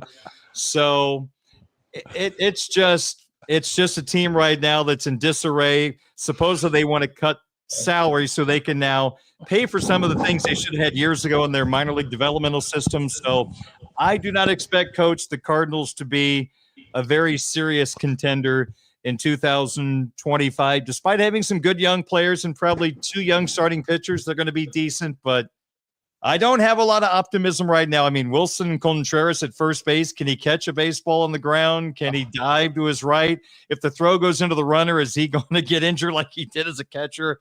I'm not too confident about all that stuff. So That's good. High school football in your area. Talk about high school football in your area. Good? in Central Illinois, yeah, it's pretty doggone good. In fact, gosh, there's some teams. Joliet Catholic, Rudy's team. It's just a machine. Every year they're awesome. They have like 16 state titles, guys. It's just like a powerhouse. East St. Louis is a powerhouse. I saw CBC out of St. Louis earlier this year. Their best player was a wide receiver going to USC.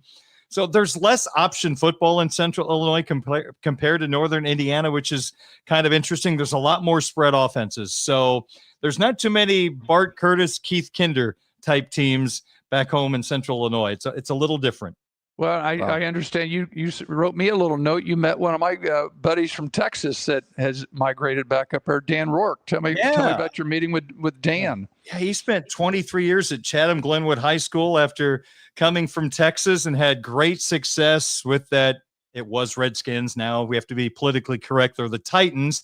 But yeah, I got to meet him the other day, and he's like, "Oh, I used to work with that Coach King. You probably know him." I go, "Absolutely, I sure do." I'm just thinking, man, what a small world. And wasn't it? And I do appreciate you saying something nice about me, because I'm sure he didn't believe a word you said, but that was nice. You know, his wife was our first babysitter when Stephanie was born.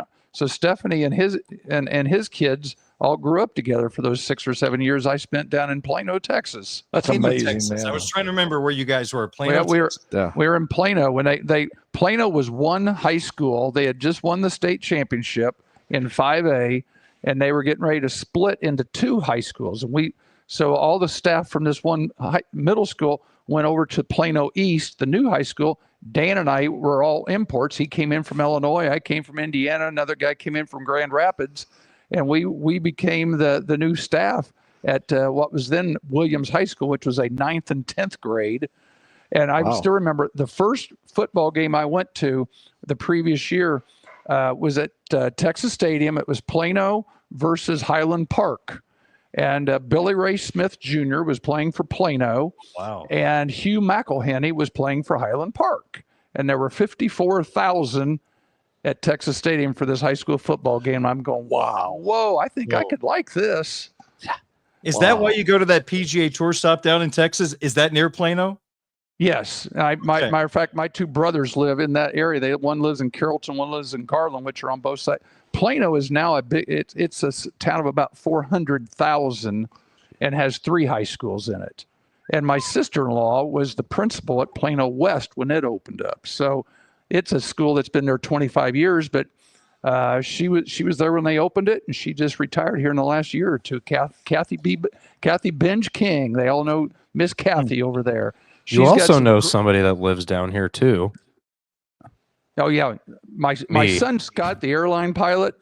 Yeah, he lives down there in Corinth, Texas. Okay. Oh, you want to give him my address and my social security number while you're at it? It's straight up. He's actually a real close to the mean green. What's that Denton Geyer? Who's the quarterback from Denton Geyer, Scott? Jackson Arnold from Oklahoma. Okay. Which right down the street. Hey, so let me ask you this question, Darin. High school basketball now on the move, man. The kids in Indiana have been practicing for over a week now. Are you going to get a chance to do some high school basketball in Central Illinois this year? Yeah, I am actually. I've got a bunch of games. In fact, my first one is next Tuesday. I'll say this, Coach Hecklinski. I don't know if you ever coach much in Illinois or Coach King, but the big difference between the 2 states is how excited the fan bases are for holiday tournaments. There are places in Illinois where they have Thanksgiving and Christmas tournaments, and the places are packed for every game. They'll have 16-team tournaments, and the gyms will be jammed. And I just know from places that Mishawaka went, there was like 50 people in the stands for some of the games. So it's strange how Illinois people love the holiday tournaments. I think you're allowed to play a few more games in Illinois than you can in Indiana in the regular season. So maybe that has something to do with it. But my first game next Tuesday is in Lincoln, Illinois. Lincoln Railers. That's where Brian Cook played, the former Illinois and LA Laker basketball player. Yeah, they're taking on Belleville Althoff. So that's my first one of the season in just about 8 days. So looking forward to that. And Darin, if I'm not mistaken, in Illinois this year, they are going to the shot clock, correct? That will be next year. Next year, okay. Yeah. What is the reception from the coaches there like about the shot clock coming in? And is it going to be 45 seconds, or how do they determine in high school? You know what? I have not had the chance to talk to any coaches. We just wrapped up the football season, so we haven't had any opportunities to talk to basketball coaches yet. My understanding, it's going to be 30 seconds, and I haven't heard any complaints overly from fans or players as of yet, so we'll see how it plays out. I don't know if it's really necessary. The only thing that worries me about the shot clock at the high school level, and I'm not an expert like you guys as coaches, but when you think about the development of players at the high school level, you're asking for a lot of possessions in a game, teams having to go one-on-one or throw up shots in the final 5-6 seconds of the shot clock. And I just don't know if it's good for the game with the developmental level of skill at that age, if that's going to be good. College is different. Of course, NBA is a whole different ball game, but is the game going to become more sloppy? And maybe that's not the right word, but it's not going to be as pure, I don't think. Watching teams go through their offense, I think about Mishawaka last year. They were really good at moving the basketball, and if it had took 45 seconds, a minute, they would wait until they got that shot.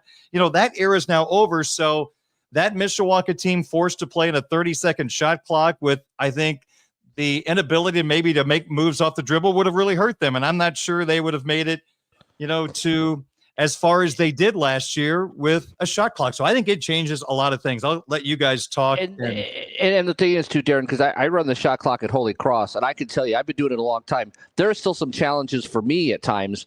When to reset, when do we do this or whatever. What's going to happen if you get in these high schools and you've got the people that are running the shot clock who are more interested in what's going on in the game than actually doing their job? Because there could come a game in a tournament where somebody, if the home team's playing in a championship, doesn't set the shot clock at a critical moment, and it costs some team a chance to move on in the state tournament. I see a lot of headaches with this. I like the shot clock coming in because I like when the shot clock is going down. It gives a kid an opportunity to maybe make a move or take a shot that he would never be able to take because the coach would say, hey, man, you don't need to take that shot. We'll run another 20 seconds and get a better shot. I think these kids are so skilled today with the AAU circuit, with all the skill development work that they do with the skill development coaches, that I think when it gets to 5 or 6 and whatever call they had, when I was coaching at Ball State, Rick Majerus was there and had just left. And when it got to 6, his call was naturally butter, a food group. Butter. So when it got to 6, everybody on the bench started hollering butter, butter, butter, and now whoever had it has a chance to make an ISO move or take a shot that he would not ordinarily take. And I just think kids are skilled enough to be able to do that now. What do you think, Pat? Well, I think talent will overtake overcoaching, and I think you're going to see a lot of that if they're in that last 6 to 8 to 10 seconds where kids are going to have to go make plays. And like I said, the coach is just going to have to bite his lip. And as well as I do, there's a lot of times those kids, because of the coaching, he says, we'll hold it a minute. We'll hold it 2 minutes. Well, now all of a sudden, you get down to that 10 seconds. Somebody's got to go make a play. Yep. Yeah, exactly. Hey, Darin, thanks for being on with us tonight. And Central Illinois is going to have an opportunity now to listen to you call a game, and you're a pro at it. You're so good at it. When the first 3 gets taken and you fire out, you betcha. Central Illinois is going to love that, man. And I got to work a few games with you. Yeah. And I mean, you're so good at it. So good luck in your stint in broadcasting basketball games there, man. Well, always good to talk to you guys. Always a pleasure. You know my number, so always enjoy the visit and hope you guys are all well. Coach, you look great, by the way. I think you look stylish around that neck brace. I mean, you're doing a good job with, attire to make it look really, really good. You're making it look fashionable. Darin, today's the first You day. betcha. Yeah, you You betcha. betcha. Today's the first day he's been out without a hat on. So compliment the hair. Yeah, no, I can actually comb it. I've washed it, so I can't have a haircut because I can't take this brace off, and so no hair person would let me sit there. So when I do take the brace off to wash it or whatever, I got the John Lennon stuff rolling, and I think I'm keeping it, man. That's all I'm saying. It's ponytail time back here behind you. You can't see that. It's ponytail time. Really? I see it from the front. It kind of has the Raleigh Massimino look going a little. Yeah, thank you. Raleigh Massimino. Oh, stop it. All right, hey, Goodbye, Darin. Yeah, Say goodbye, Darin. hey, thanks, See ya. Darin. See you, man. Darin Pritchett. He's a pro, Yes. and his whole life is devoted to this. So, yeah, there it is for Darin Pritchett.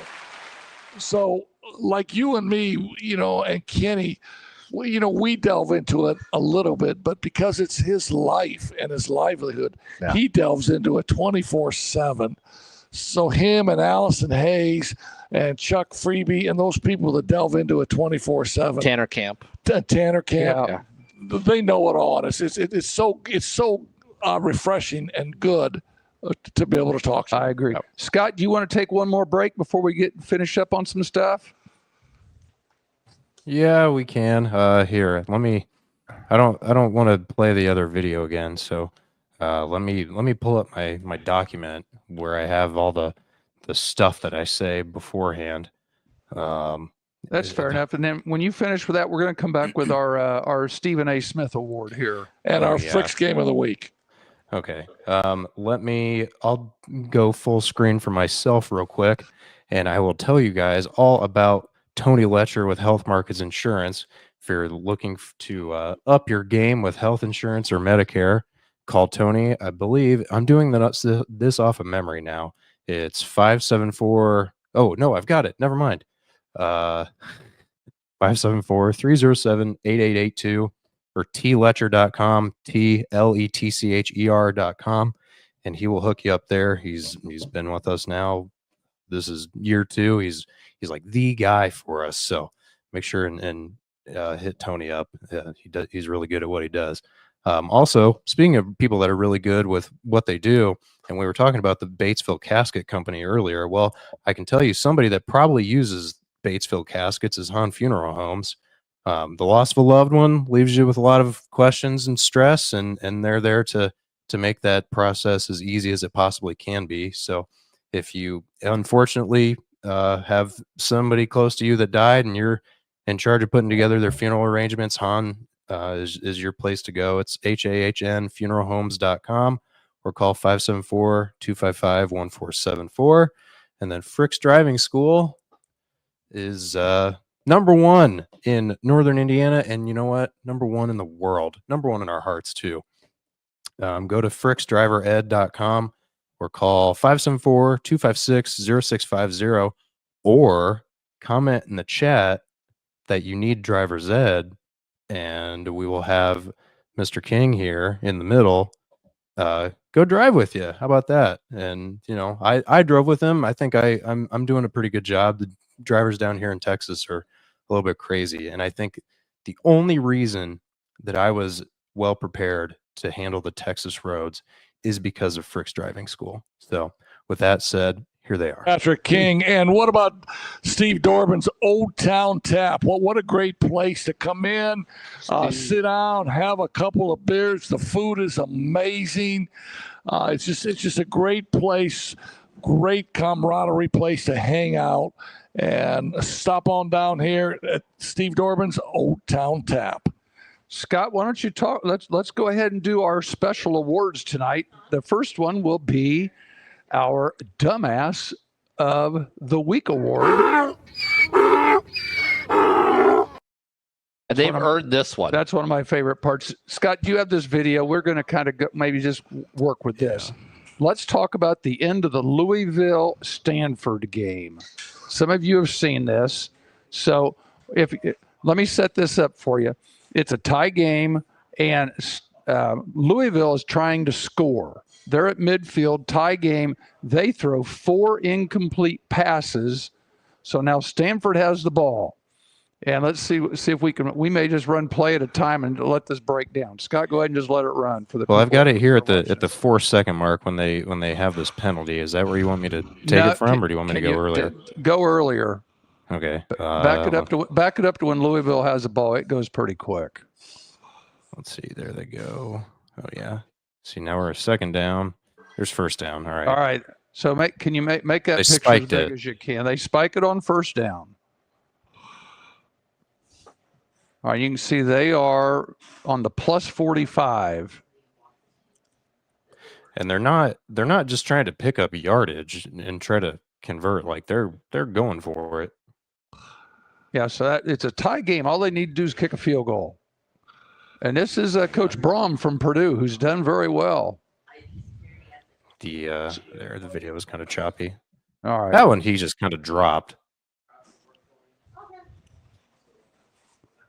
So this is going to get to fourth down, Louisville in the white, and then Stanford's going to have the ball. And Stanford's going to turn around, and they're going to have a chance to score here in a second. We're going to show you how smart Louisville is dealing with this. Did you see it said ESPN Analytics said 4th and 13 or fewer, go for it. Look, they're taking it. I mean, they throw it to the end zone. They didn't have any timeouts left, so I kind of get it.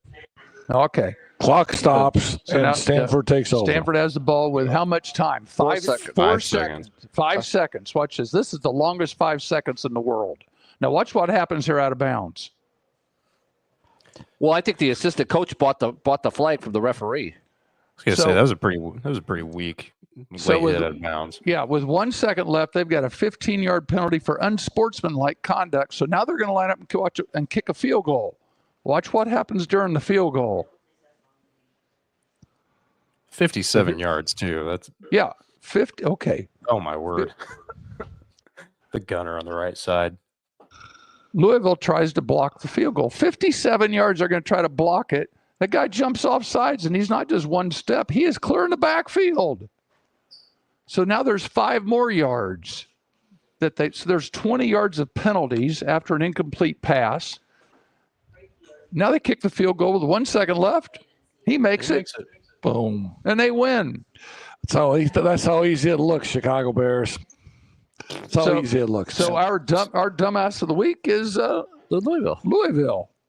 Good call, man. I think they've earned it. Good call. So, yeah, write that one down. So I was happy with that. And let's go ahead and lead up. We've been talking about the Bears a little bit. Scott, go ahead and run our little car for Fricks. We'll talk about the road team of the week, and we'll just kind of jump into the pros from there for a couple minutes, and we'll go home.